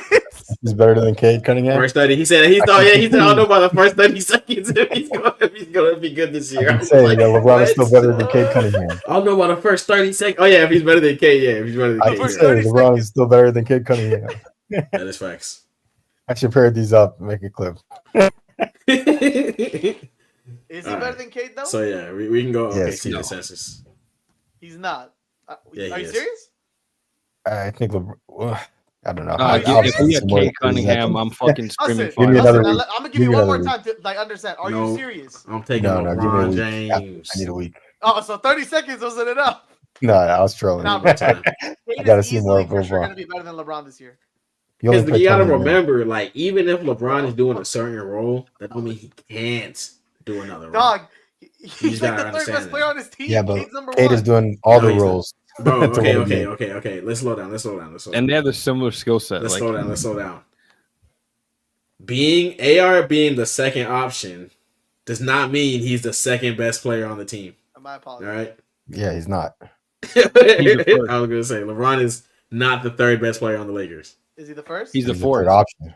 He's the second. He's the fourth. I'll give it to Lou Brown. He's playing MVP. Hey, that DA out 70% field goal. I'm telling you. What were we saying? Okay, yeah, we OKC. number 2. Okay, OKC OKC is number one. Yeah, We okay, can all see, agree on that's that. facts. Yeah, there we best go. team in the league. Only lost one Okay. game. Not much to say. Still don't have Jalen Williams. That too. Yeah, no J-Dub. They're just fucking Jam and insane. AJ Mitchell. All their picks. All right, team number two. Number two, I think I put the Nuggets at number two, personally. I don't think anybody out east is fucking with them. Yeah, I got the Nuggets at 2 also. I got Nuggets at 2 as well. Pretty consistent. Jokic, 30-point triple-double. Still the man. Still winning. I'm about to say, honestly, in my heart of hearts, I want to pick the Lakers. But I got to see them. No, you don't. Yeah, I do. Omari. Yeah, I do. But I got to see them put hands on them first. Like, I know they will. Like, I know they will. When is that I match? see it right now. That's going to be But I'm going to wait until they do I think it. teams are close, honestly. It's going to be. I would want to see that series. Put them above. Bro, this is who Omari feels like. Where they're like, I know the Lakers are gonna belt ass. I know it. I know. I just can't prove it yet. That is me. Yeah, I just can't prove it yet. 20th of January, Omari. But so I know. Fine. Oh my, no, yeah, we. That's like 2 months away. Holy shit. Wait, you look at how belt right? That's gonna be beat like that much time. That much time together. I got you. Omari. If everybody's healthy, that whole stretch, like it was just a good stretch. That's BTA. I promise. If it was sooner, I'd be like, maybe. But you already know what Jamal Murray does to your team. Yeah. That's fake. That's fake. But we have Luka now. Yeah, we have Luka now. You're gonna see what Luka gonna do to them. They got Jamal Murray. We got Luka Doncic. Luka team. LeBron and Aiden fucking bodying up fucking Jokic. I just don't want to see Aiden's Jokic. about to get, I mean, Aiden's about to get put on so many memes, bro. Dude, I don't want any more team meme defense and compilations. No more JJ's meme compilations. good coach. Good coach. They're gonna figure it out, bro. With that personnel, they're gonna figure I it out. remember in the playoff series you guys played against Denver, you had like Davis lurking on Jokic, and that still didn't work. He was still getting his buckets, bro. Oh, when we had Rui on him, and then Jokic, and then we had Davis Terrence lurking. as a head coach. When we had Dwight and AD, that was a problem. Right. That was a problem. That's before he became who he is. you need a good big body. Why are we still talking about the players we don't have on the team? Yeah, missed Dwight. Okay, now we got Aiden and LeBron gonna do the same thing. Facts. No, low-key, we got the real Jokic stopper, Rui Hachimura. Yeah, Fuck that is he facts. guarding A a big body. You need a Jokic. big body. That's what you got. You gotta have a big body and a lurker.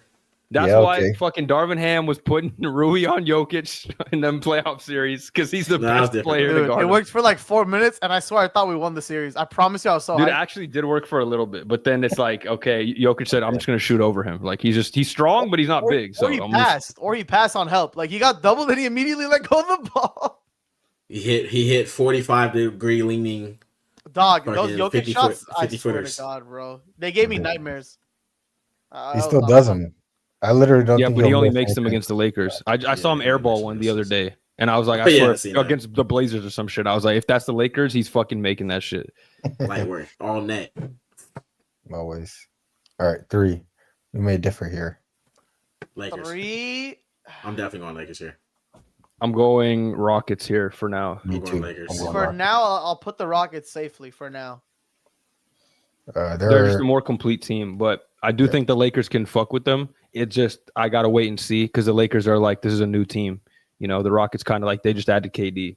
They still got the core players. 2. Yeah, They're on a burner 6 actually after today. and it's like the teams they lose to, like Thunder opening night, Spurs with Wemby. So it's good losses. So I'm not really. I'm liking the Rockets. Yeah, but then the Lakers go and lose to the nobody Hawks. I swear I got so pissed on that. Anyway, It's a light game. we like game. Why do you have them But at 3, Omari? I have them at 3 because I thought and I felt He's a Lakers fan. from what I was watching, Complete and total I bias. feel like they were relatively comparable before Braun came back. And I think that they have a higher ceiling now that Braun's back. Obviously, I guess if I was going by like today. I don't know. Last game was nice, but it was against the Jazz. He's thinking of like Lakers before. But I'm saying in a general after sense, Braun. like I think that now that Braun's back, I think that their ceiling is higher. I think that them having more vets on the team, them having with a little bit more time to gel, obviously figure out how they're gonna play like fully throughout the season. I think this version of the Lakers has a higher ceiling, so I'm gonna go with them. I thought they were comparable. I would have gave the edge to the Rockets before Braun came back, but now that they're here, now that he's here, the GOAT, the king, the man with the legend, I think that we have a higher ceiling, so I'm gonna put them over. I do not actually have a different team at number 4 myself, but who do you think is the team? Oh, we haven't said our fours yet. You think Lakers are 4?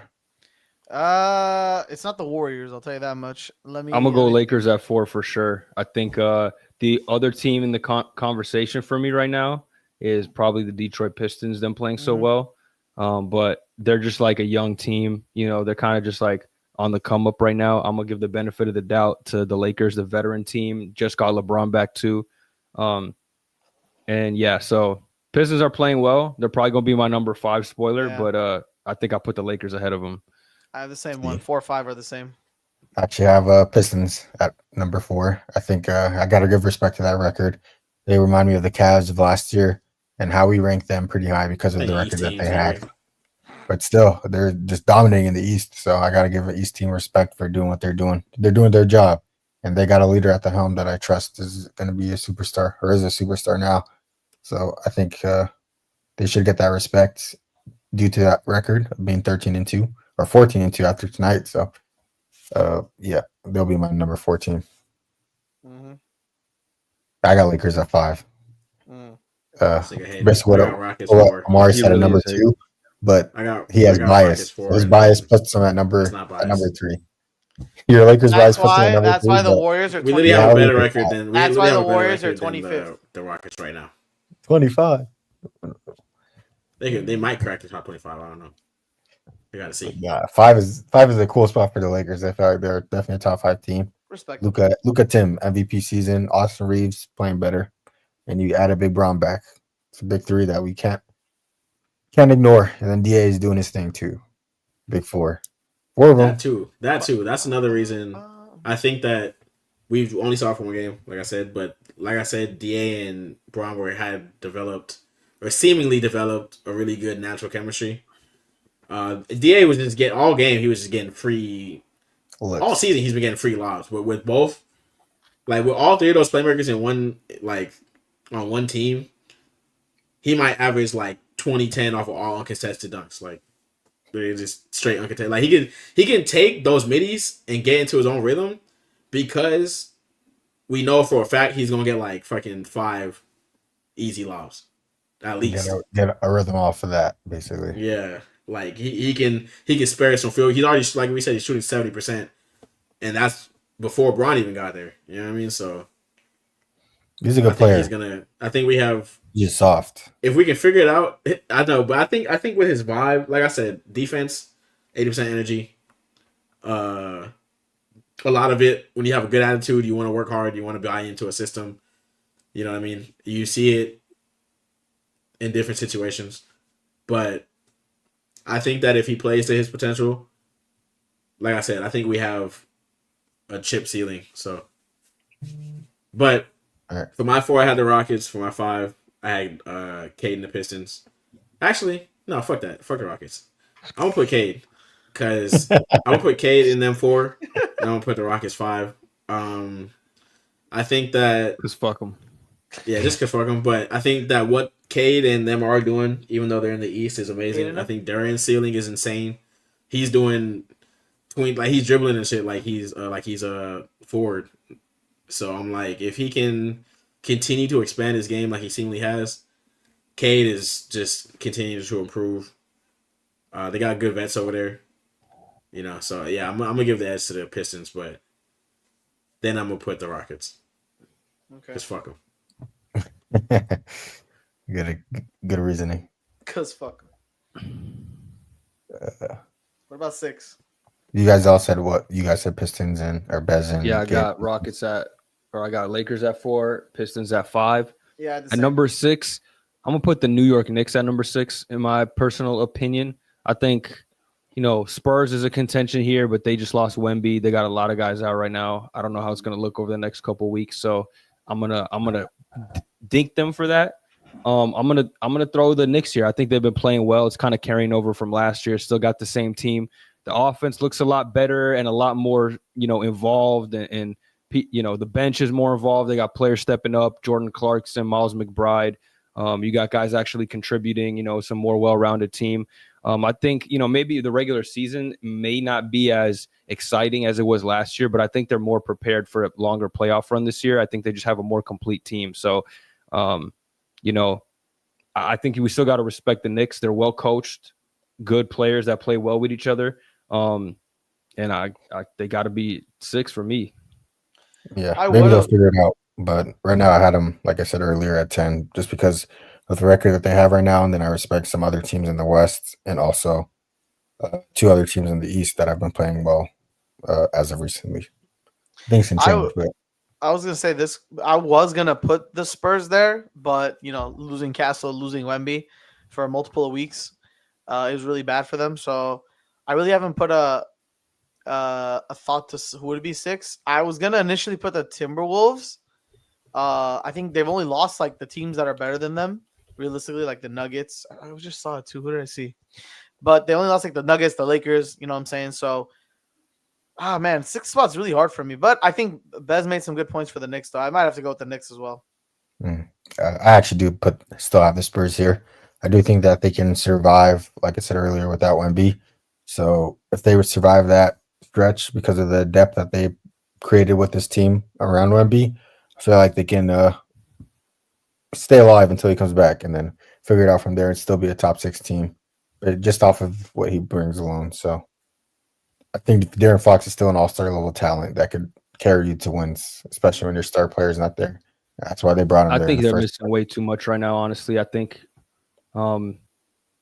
they did beat the Kings right now, but they're a terrible team. They're going to beat the teams that they're clearly better than like the bottom feeders, but I think it's just going to be tough for them missing so many key players to really keep up with the top of the top. And again, we're talking about like at number 6 here. I'm not talking about like bottom of the conference. It's just, I think the Knicks right now over the next couple of weeks are going to, they're dropping in the power ranking is all I'm saying. I could understand that you had them above them, but I think now with the recent developments, they're going down for me.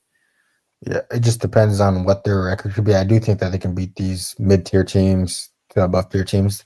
Play the Hawks, Suns, Blazers, and Nuggets.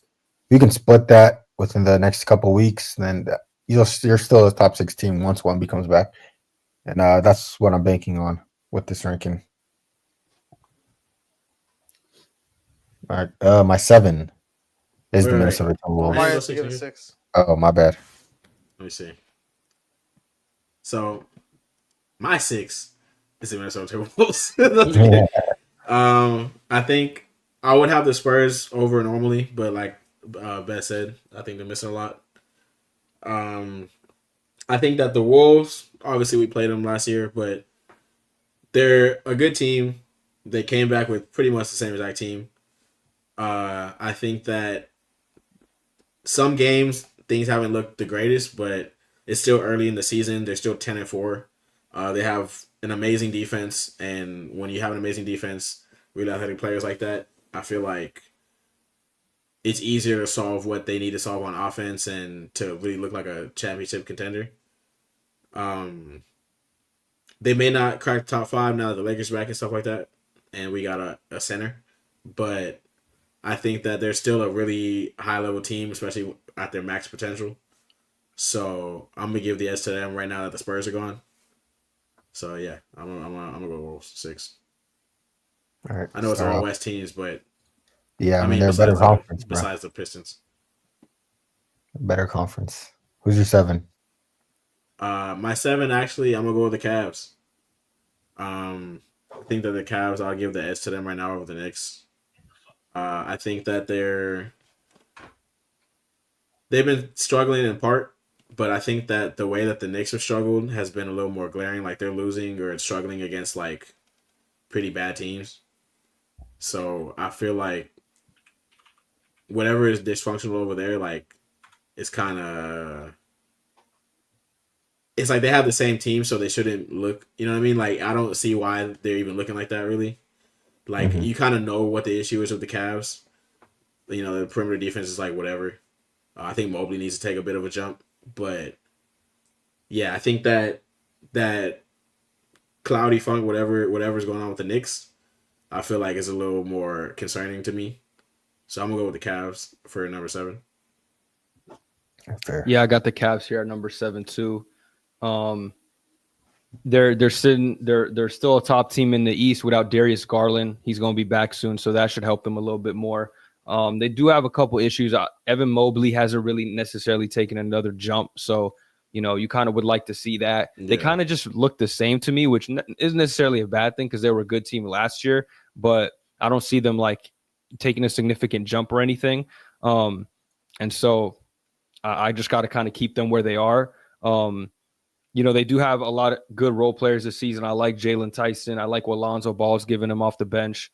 But, we'll see what they are with Darius Garland back, how much that changes them. Donovan Mitchell still having a great year. But I think they got a tough schedule here coming up. They have an easy game against the Pacers, but they got to play the Rockets, the Lakers, and the Raptors. So we kind of see how they do against that West competition. Yeah. We'll see. All right, my 7, I have the Minnesota Timberwolves.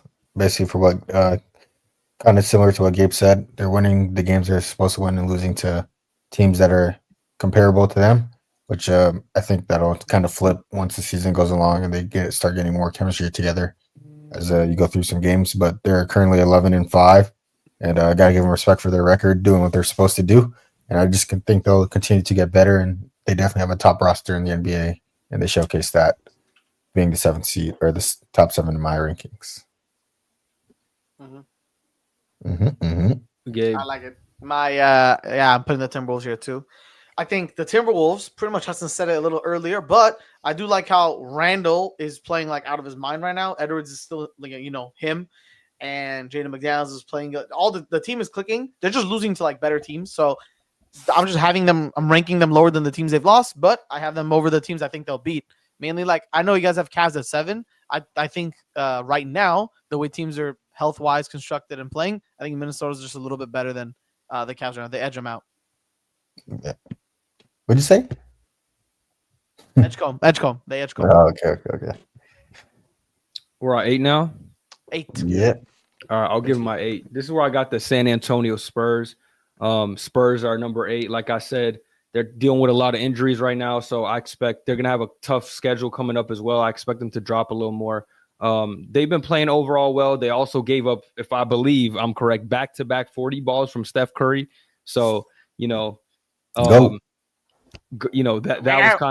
kind of hurt them. And like I said, now calf tightness for Wemby that he's going to miss a couple of weeks. They still got good players at the end of the day. Maybe we'll see if Jeremy Sohan could kind of step in because he was a promising player for them and hasn't really done anything lately. But, they got Memphis, Atlanta, Phoenix, Portland, Denver, Minnesota. So those are going to be some tough games. We'll see how they go through that stretch. But, I got them here because they're dealing with a lot of injuries. So if they were healthy, where would you put them? I'll probably keep a couple of spots higher. I think I'd have them over the Cavs and the Knicks. So that's right at 6 behind the Pistons and Lakers. Fair. All right, I can give my 8. This is where I have the Cavs. They're not as good as they once were. You kind of mentioned Evan Mobley being the same 18-8 guy, not really taking the jump over the years, just showcasing that same stability where they need him to kind of contribute more. Darius Garland being in and out of the lineup with the injury as well is a big concern, but they're just not as good as they once were, even with the additions of Lonzo. So Ty Jerome actually was like a big part of what they were doing, believe it or not, last season, especially in the regular season. So crazy how that ends up. I know, right? Lonzo's not doing that in production, and they're losing it in the rankings. Currently, 10-6, 4th in the East. So not a good sign. And we've already lost hope for them and what they could do in the playoffs. And this is not a good start for them for me to believe in that roster anymore, or what this roster could be. So I put them at 8. I also have them. Same thing. Number 8, same as Hudson. For the previously what he said, Mobley is not like I feel like in my eyes, Mobley, he's like that 18-8 guy, whatever. But like, I feel like those collections of players only have they can only go so high. Like Donovan can only score so much, or Garland can only score and assist so much, and Mobley they're capped. Not like limited. I feel like they're just capped as like a team. Like they might need to revamp it or restructure. I don't know what they're gonna do, but like take Mobley for example. Like we're like, oh, Mobley's gonna take a jump. He's gonna build these skills. Where are they? You know, like is he gonna next year or like is Donovan just gonna become a insane defender? No, like those things just won't happen. Like Garland either. You know, like but I also feel like Mitch, like you said, is capped, but like once he runs, he's a Ferrari until he meets like a real Ferrari. He gets destroyed in the playoffs. I like that. Like he's capped till he meets. But he's still Ferrari. I'm not gonna say that because he's still. How can you get to that level though? It's never his fault. Like he literally. It's never his fault ever. But it's never. He's never the reason why they're winning games or winning series. You know what I me? He's not taking to that next level where Jokic would straight up carry. Honestly, Jimmy Butler carrying his team to the finals. You know. I'm putting it way more on Mobley and his lack of an offensive development, and then just the role players going like. I feel like they're big three. I feel like Mobley is the one who's not necessarily holding up his end of the bargain, at least offensively. Obviously, we know what he does defensively. And then for the rest of the team, it's just pretty thin. Like, DeAndre Hunter was a decent addition, and we're hoping Lonzo can be a good player one day again. But it's just like the role players just aren't really enough. You know what I mean? I disagree. I don't think it's the role players the issue. I think if it's not Donovan Mitchell, like I said, Evan Mobley, none of the other guys have developed enough to create like. I don't think they're doing their job. DeAndre Hunter, Jalen Tyson's been a revelation for them. They got Lonzo. They still got good players coming back. Max Strus still going to come back. He's going to help them out. So I don't think the role players an issue. I just think outside of Donovan, there's no consistent offense. Like Evan Mobley hasn't developed his game. Jared Allen's just a lob threat. You don't like DeAndre Hunter's a catch and shoot guy. You don't have nobody off the bench. So I don't know. I just think this team doesn't have enough scoring. Team is kind of capped. Yeah, it is. They don't have a way to get better. You don't have if Evan Mobley's not the guy that's taking a jump, they don't have anyone else that's gonna like develop into somebody better. I feel it really falls on him in my opinion. Like he's supposed to be a number one. Like I guess there were hope. You know what I mean? Like even though Donovan is probably the best scorer, like he should be. It's like in reality, like his potential was not Wemby, obviously, but it's like a DPOY level who can still average 20-something. You know what I think of him as, Omari? He's just not doing it. You know what I think of him when I think of like the player he should be? Like obviously to a lesser extent, I'm not trying to say like, you know, they should play like this, but he should be like the Bosch in like Braun Wade. Bosch held up his end of the deal back in the day. You know what I'm saying? So Mobley, especially when he was the number one option. Do that. Exactly. No, Mobley got to be at least D Wade. He cannot be no Bosch in this situation. He's talking about in terms of role. No, I'm talking about like Toronto, living up to your role on the team to win games. But his role is like to be the star player. No, he needs to be Toronto Bosch, but with a good team around him. Like he can't be Miami Bosch averaging 15 or something. You know, obviously he doesn't do that. But his analogy works if it's like you living up to your role as the player to star player and producing that effect to winning games at a high level, and they just need more offense, bro. Like at the end of the day, in my opinion, they just need more scoring outside of Donovan Mitchell. Yeah. Like he's been having crazy games. Like he's had 40-point games multiple times. Like they can't keep relying on him to do that every game. Like and he's Garland does need to average like you said, Hudson. He's a Ferrari till he meets a real Ferrari. So he can do that on occasion, but it's like when it comes against the best players, you're not going to be able to do that consistently and the best teams. Yeah, Pacers showed us that. And Garland's also truthfully, Garland and Mobley should be above 20. Garland is in and out of like health issues lately. Bro, he might. He's definitely injury prone. He might get that label now. He's been too hurt throughout his career. He needs to score more, but he can't. He's also capped as a player. Like, what is he gonna average? Like, what's the best case scenario for Garland? I don't think Darius Garland's actual game is an issue. His like he doesn't be on the court often enough. Like I swear, I let me check how many games he's played, but I swear he barely be playing basketball. Like 2 this year, 2 or 3. He got hurt in the third game of the season. He started the season not playing. Yeah. Last year he played 75 games. Okay, he had a full season. Before that, 50 games, 69, 68, 50, 50. So 69 is okay. I mean, he had a couple years in the middle where he was an all-star, but then like the last couple seasons, he had last year was healthy, but before that 50, 50. Yeah. 2 good healthy years. 50. Bez, do you see what he averaged during the 50-point games like for the season? Was he averaging under or over like 20 like 80? Yeah, when he's averaging when he's playing here, let me get you. When he's playing around 50 games, he's averaging like definitely under 20. 12 points. It was his rookie year, but 12 points, 17, 18 and 13 this year. And then the years he's playing full season, 70 or at least 68 plus games, 20 points, 21 points, 21 points. So, are the assist numbers staying the same, or those are getting like fewer? And same thing with the assist numbers. They're higher in the years that he's playing full season. 7 He's here, 7.5, 8, and then 6, He's gotta 6, and stay 6. healthy. He's got to stay healthy. They need him on the court. Like this is another example. If he's off the court, the team that I'm thinking of, like in my head, with like Garland, Mitchell, and Mobley playing. If Garland's not there, this team is very, very different. The sort of like landscape wise, very different. He's actually been healthier than I thought, but it's just like I don't know. I feel like this team, like he's never consistently there. I don't know why. He always has like ticky tack injuries. Dude, he was like injured starting the season, and then he came back, and then he's like in and out of lineups again. Like, also like I remember. I don't know if this was 2 years ago or 1 year ago, but he started off the season really bad. This was like the year after or 2 years after the All-Star that he made, and he just didn't look the same player. And it took him a little while to get back into things. I remember this very vividly. He couldn't shoot the 3 ball. Was this last year? We were like, "Yo, is Darius Garland falling off?" But he's gotten back to it. He just needs to stay in the lineup and stay healthy because they really need him to do the extra scoring. With Donovan in there, he can't handle all the playmaking and scoring by himself. Yeah, I agree. Someone's lagging. Someone's lagging. What do you mean, someone? Not you, but I guess us and then. Yeah, because your bubble popped and it like lagged a little. Yeah, I don't know. Can you say that again? I guess not my wise. I just said that with the pacing, it's going to be hard for Donovan Mitchell to do that all alone. Like that's what they need Darius Garland for, to keep the pace up, scoring and playmaking. That's probably why they've lost these ticky-tack games. Because they don't have Garland there at full strength.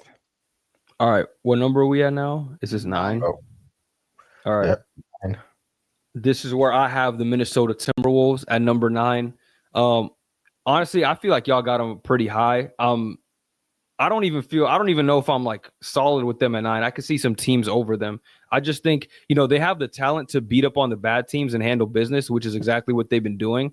But I think they lost 2 games to the Nuggets, like pretty convincingly. I don't know if they're really competing with the top of the league. Jaden Daniels is having a great leap on the offensive side of the ball this season. That's good to see. But I just don't think that this team really is competing that well with the top of the top talent. Like I haven't really been moved when I'm watching their games against the best teams in the league. Like they don't get me wrong, they handle business. But the 3-point shooting is still struggling. I don't think they get to the line as much as I think they should. And I just think they can't compete with the Thunders and the Rockets of the world quite yet. So I have to put them at 9. Those are top 3 teams. I feel like they could compete with the Lakers. Obviously, they did what they did last year. See, I think the Lakers are a convincingly better team, in my opinion. So that's why I think they're like a different tier of the like even the Spurs. I think I don't want to say convincingly, but I would definitely say their Spurs are a better team. It's just the Wolves, like they're one of those teams that like for sure gonna make the playoffs, middle of the pack. But I don't see them like I don't know what they have for the top of the top. What do they have for the Rockets? What do they have for the Nuggets? Nothing. I don't think. I feel like the way this year, I know. I don't want to bring too much of the past because, that was like a cat year and then, like a little bit after. But I feel like that like the core, like Edwards, I feel like other than the top 5 that we mentioned, what was it? Thunder, Lakers, Rockets, Nuggets, and then Pistons, right? Pistons. Other than that, we get to like a different realm of like a different tier of teams. And I think Timberwolves are at the top of that tier because of the way Ant plays, because Randall's playing right now. I disagree. I don't think so because the things I mentioned before, but also like they don't have point guard play at all. They literally got to rely on 45-year-old Mike Conley to set the plate for them on offense because Rob Dillingham is literally not. He's getting into bust territory. He does nothing. He can't play. Like he's not an NBA player. I'm sorry. He's too small. He can't hit jump shots consistently. Like I just don't think he's an NBA player. Like, I can't even think of an older comparison. Like he's like Bones Highland. Like that's his game. Yeah, but even he's then, not a like, successful NBA player. He's built like to be a microwave. I don't want to be that. He's built to be a microwave off the bench, and he's just not good at doing it. It's not even that he's not good. He's not good enough, and he's so bad defensively, and he doesn't give you playmaking or anything else on the offensive side of the ball. It's like there's no.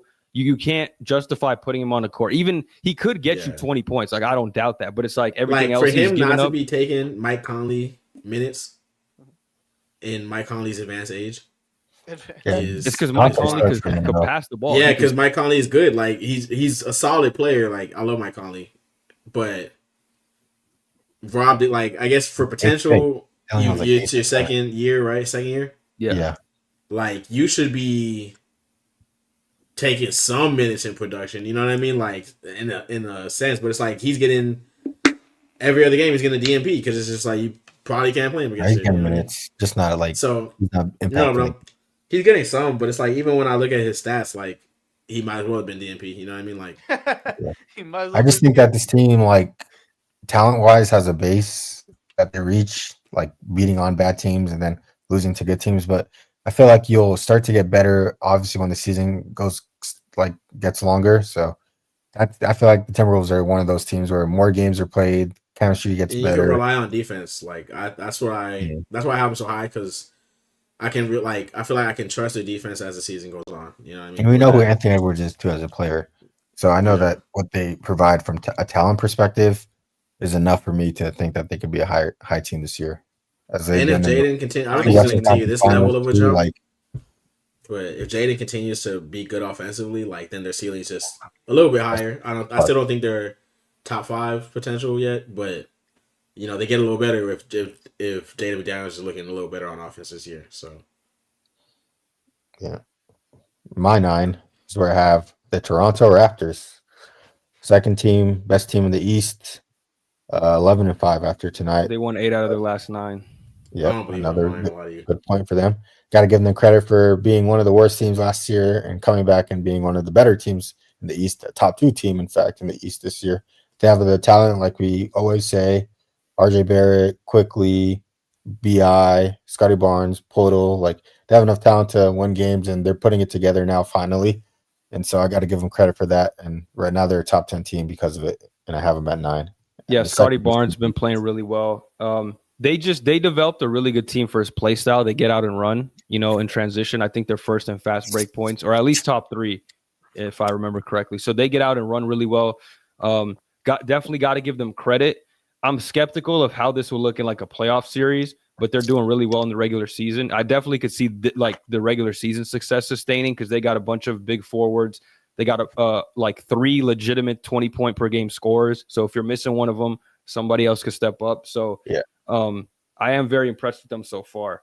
They're like borderline on my 10. I don't even know who I'm going to put in 10 yet, but they're in consideration. They've been playing really well. I do think that they'll keep it up for the season. I feel like they already established the type of offense that they want to pursue, or offense and defense. So they keep that up, especially at the pace that they're playing. No reason that they can't be where they are, especially in the East. So, in fact, it's a good spot for them. 9. I don't hate it. I got Knicks at my 9, bro. I mean, I get what you're saying about the Raptors and establishing themselves and, having like giant win streaks. But I feel like the Knicks are just like better constructed, a better basketball team. Yeah, they have less wins. I mean, I'm not going to deny that. But I mean, I just think if they were to play, I think the Knicks are going to win pretty easily. So that's literally the only reason I would give the Knicks over the Raptors at this point. Why do you guys have the Knicks at 10 and 9? Like, why do you have them lower than the Spurs, the Cavs? Like, they've been playing really well. The bench is stepping up. Their defense is good. Like, Mitchell Robinson's playing this season, and he's helping their rebounding. The offense is looking a lot better than last year. I'm just kind of wondering, why y'all are lower than the Knicks. I think they're looking better this year than last year. Like the Knicks, the games that I've seen them lose are against, how do I say it? A little bit worse than, they almost lost to the Mavs today. Yeah, it's a team you shouldn't be losing to. They lost to the Heat. I know they're all in the same tier because all of them have similar wins. But Heat, no Tyler Hero. I think Bam was injured to the game they lost. So it's it's a little dude, you lost to the Heat without Bam and Hero. I mean, yeah, granted, Norman Powell's playing crazy, but still, stuff like that. And they lost to the Magic, who are still, trying to figure out what they're doing. They lost by 20. Or some shit 17. So I think the teams. These aren't bad. With you lose to the Heat by 2, the Magic. Yeah, you got smacked, but they had a crazy good shooting game. And then they almost lost to the Mavs without AD, Kyrie, Cooper Flag. Yeah. And Jalen came back. Brunson was playing. I'm not taking an almost loss against you. That's dumb as fuck. And also the loss. Like, bro, it could have been an overtime game because they called the offensive foul. I'm not counting an almost loss, bro. I'm sorry. Like, there's no way I'm The doing. Mavs, Doing that. I am to the Mavs with I no don't know. blue flag either. And you're they're dropping going down to the fucking wire- 4 spots in the power ranking because they almost lost to the Mavs. But Like they that. went That's down not to my the reasoning. wire. My reasoning is I feel like I got to give respect to the other 2 teams in the East that are playing pretty well with the Pistons, Yeah. and the Raptors, and then the Cavs. They did it last year. They're a better team than the Knicks, in my opinion. And they're missing key players like Garland. So I got to give them their respect for doing what they're doing and keeping it afloat. And then the West, like, is just all those teams are better than them to keep it a stack. Like, I think the Timberwolves are a better team. Spurs, Lakers, Rockets, Nuggets. I can also keep it a stack. So I think that they're a better tier. But in terms of the East, they could easily be They better. won than, 9 out of their last 10 games. Yeah, so they could easily be better than the Raptors or Cavs. Not the Pistons, but those are 2 teams are interchangeable. But I feel like I got to give the other teams respect. Like, I can't not put the Raptors on this list because of what they've been doing, winning the last few games and then establishing what they've established too. So it's flexible for sure. But I mean, as you're of right now, not wrong for putting the Raptors on here. I'm just wondering why y'all got Knicks so low. Like the My Raptors 9 for and sure 10 is belong on Raptors here. and Knicks. They're interchangeable though, like because they're very. That's That's what I'm what saying. I'm Like, saying. I don't Yeah. think the Knicks should be at 10 at all. I think they're better than the I'm an Cavs. 8. I think they're better than the Wolves, stuff like that. yeah, But so, I don't know. I feel like I put see. more stock into the Wolves. Like I said, like yeah. going There's into- no like the Wolves have showed me who they are in the past, and they've done this before, and they're still a Western Conference Finals team. Yeah. Some hey, reason are they the just Knicks keep getting not there. are the Knicks not an Eastern Conference Finals team? They are different But team too. I've seen literally moments in their Was it Giannis games hurt where last what am I like the Knicks, like how'd they get here? Like I've seen There's it. no way you don't Like, see that when with the Timberwolves. There's just with no the way. Timberwolves, I see that. I'm like, dude, these guys belong here. Anthony No, Edwards. you don't. You don't see No, I Rudy Gobert promise getting you I do. touches and say they Okay, belong I'm here. not talking about Rudy Gobert per se, but You don't like, watch Rob Dillingham don't let him- fucking don't let dribble him for hit a 20 turnaround seconds and say jumper, they though. belong here, please. You don't watch Bro, Mike let- Conley's old ass struggle to get shots up and say they belong here. Like, I'm not saying they're a bad team, but it's like, in my opinion, they haven't shown anything that like warrants them being so high. You know what I mean? Like they take Their care record. of business, and I respect that. But I haven't been like blown away by anything they've done this far this season. They take care of business. but in the West, they have a better like. As we're talking about the West all the time about the tougher teams, they have the same record as the Raptors, who are in an easier conference. You know what I'm saying? And the Knicks and the Cavs. So That's a it's good a point. little weighted. You know what I mean? Like having 10 wins in the 3 of West their is last better 4 than came against the Kings, Mavericks, and Wizards. it's, And bro. then before And then that, the they Knicks played the almost Jazz, lost the to the Kings Mavericks. again, You know and what the I'm Jazz saying? again. And the I'm Knicks sorry, almost that's lost to not the moving me, bro. You played the It- Jazz, the Kings, the Jazz again, the Kings again. You Come on, can't bro. hit on a team for taking care of business though. I'm not. Yeah. That's why they're still in my top 10. I'm just saying I'm not moved by anything they've done though this far this season. They lose to the Lakers. They lose to the Nuggets twice. You know, you beat the Pacers. Good job. Like you lost to the Lakers twice, actually. Okay, but May I those are take what that back? top 3 teams, top 4 Huh? teams to you guys. Those are top 4 teams, so they're kind of They've losing only for the lost teams the that top you 4 expect them teams. Yeah, to. and The they're only Timberwolves beating only up on lost the the top bottom 4. feeders. You beat the Pacers as well. You beat They still again, haven't Well, really hey, played they much beat the minutes. Blazers. Blazers, But but they beat you the need a bigger Blazers. sample They beat the size. Blazers though. the That means Blazers. they haven't I'm really not- They're not played much bottom looking at the feeders. minutes. Blazers They're, as we can't tough call them comp. bottom feeders. You just need They're a not bigger bottom sample feeders, but size. Like they you ain't got to see tough them comp. play mid Yeah, teams. we gotta see them. Yeah, we gotta see them play mid. You got to see them play like mid See how teams they or look. teams that they should be beating or higher. They got seeded smacked by the Knicks. They got smacked by the Knicks, who y'all think are way worse than them by 20 plus points. So that's what I'm saying. Like, I just not particularly It's impressed. a Again, one-off East game. You never really. but I'm You're saying never that's, really tuning into those games. that's why you can't say the Mavs almost beat the Knicks. No, I'm Like, just saying it's like it's you a can't first say game that. against NBA. a team you NBA. rarely see. I'm like, Nah, I see where you're coming from for sure. I just I got have an to 8, see so more. I'm not. I don't have them That's that good. low. I'm lower than you, but I'm as low as them. I Where do you have respect. them? I respect. Ain't nothing wrong with the Timberwolves. I just haven't been particularly impressed. Yeah, it's something I'll keep an eye on. Both teams see You what- guys made how me they come do. around. I was lower on the Raptors because I was kind of feeling. I'm trying to remember like Pels vibes, you know, early season Pels vibes that one year, like when the Blazers, you know what I mean, they're just top 3 seed just because in the beginning of the year I was kind of getting those vibes, but I also admittedly haven't been super tapped in, even though I have Scotty on my dynasty, so I've only seen like a couple games. So I'm not gonna give like, you know what I mean, like They have talent. super definitive assumptions, but I think that you guys made me come around. If you guys feel like what they're doing is sustainable in their style of play, I do agree when it comes to the talent wise. I think they have a really talented team. It's just that they have a lot of talented people who we have yet to see that winning step. But I feel like this very well could be that winning step that they need. You know what I mean? So I feel comfortable putting them at 9. My only concern with them in terms of regular season, at least, is injuries because they got a lot of the injury-prone players. You know, Brandon Ingram is bound to miss some games. Sure. So, like, that's the one thing. Scotty Barnes has missed some games through his career. So it's like that's the one thing that's concerning. But in terms of the guys they have right now, like if any one of those were to miss like a little bit of time, I think they could still keep it afloat. But you just don't want those guys like consistently missing games. Yeah. I agree. Is this number 10? Are we on 10? Everyone give 9. I said mine already. I already said the Knicks. Knicks. Mine number 10 as well. So my 10. My 10. Go is, ahead. I was in a long debate with myself. The only reason these people are 10 is because truthfully I didn't even rank the Spurs. I think they're gonna be like pretty mid. No Castle, no Wemby. So for right now, I'm gonna just leave them out the top 10 because it is what it is. Yeah. But yeah, I mean, if they don't have Castle and Wemby, like, do I really see them being a top 10 team in the league? I know they have De'Aaron Fox, but a top 10 team in the league. Bonds. Like, yeah, but Wemby's not out for like the whole year. He's only out for a couple weeks. No, I'm just saying right now. I'm debating like 3 teams for my 10 spot. So I think right now, I'll probably go Hawks. I like a lot what the commenter was saying. I know that Trey is also out, but I feel like how you said for I forgot which team, the way they've been able to stay afloat and look pretty good, and relatively better than last year, even with Trey missing games. Like, I think that if Jalen Johnson continues to make a leap, I know we're talking about leaps a lot today, but if Jalen Johnson continues to play like this, Onyeka has been playing amazing. I agree that they have enough to hide Trey's deficiencies.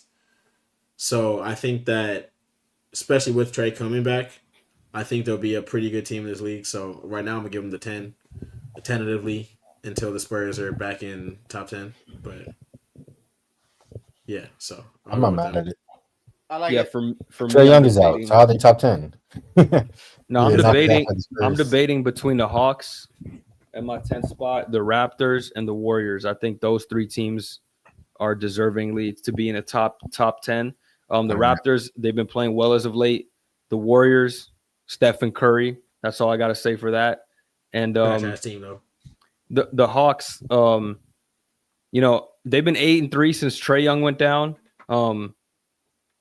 But they've had a really good defense, top 5 defense in that stretch, and the offense is moving the ball really well. And I actually don't think when Trae comes back, that's going to be an issue. In fact, I think he's going to fit right into that ball movement offense. Defensively, we have yet to see what that's going to look like. So I'm not sure.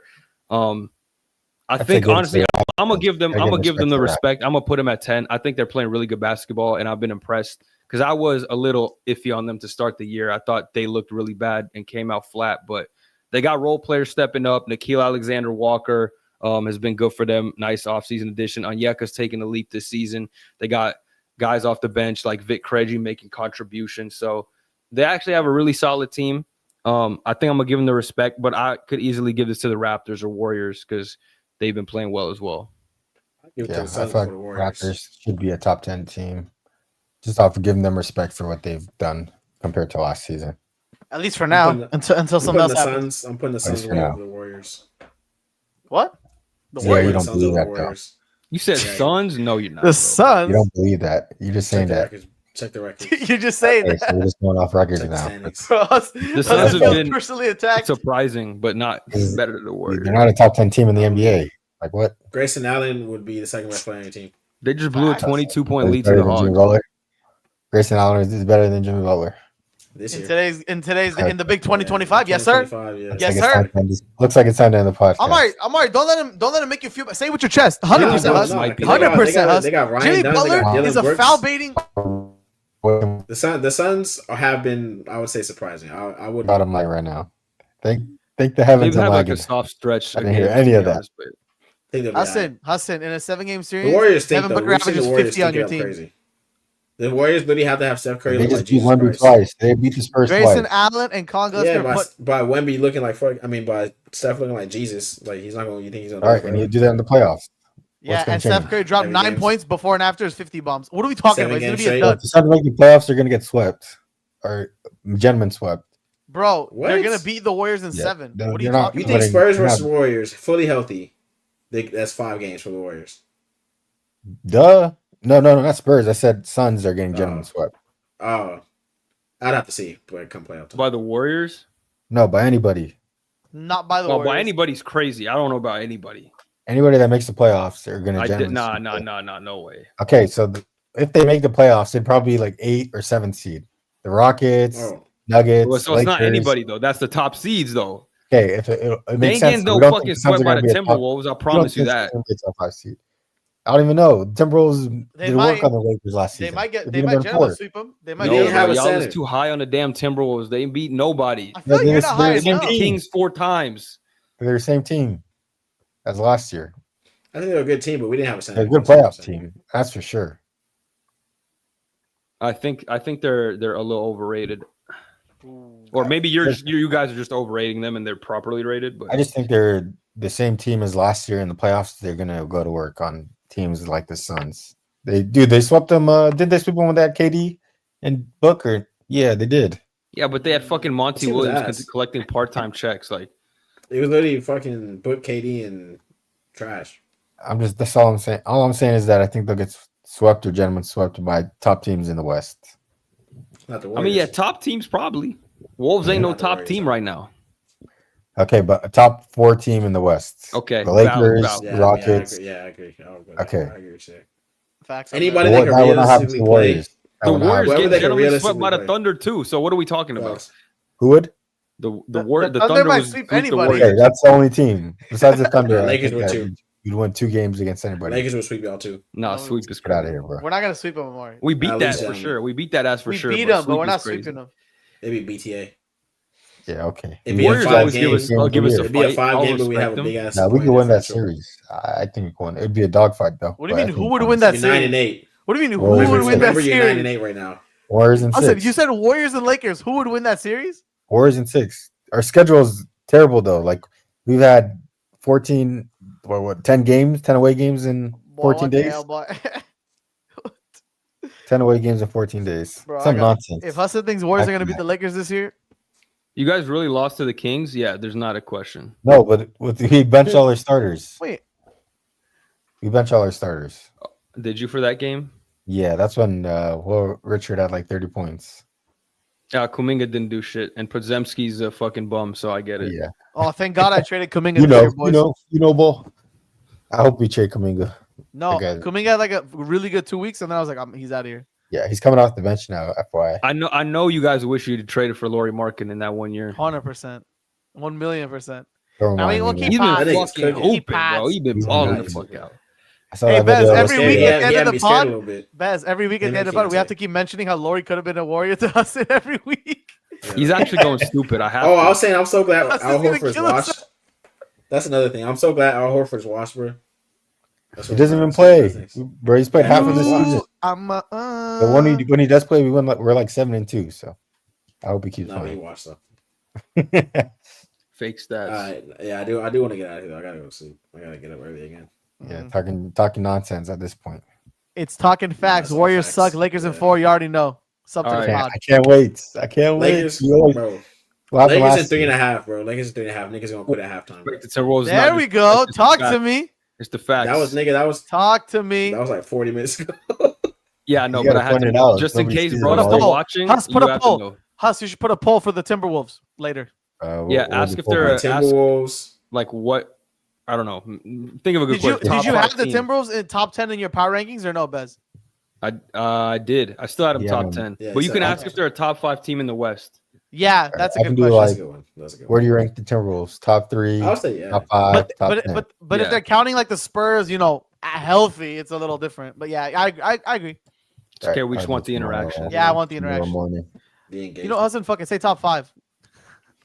top 4. Odd categories, because that's the easiest way to vote. Oh yeah, Yeah, sure. the top 1 to 2, 2 to 3, whatever that Yeah, one. or top That's a 3, good top one. 1 to 10, 3 top probably. 5. I like that. I like that. All right. Well, Right.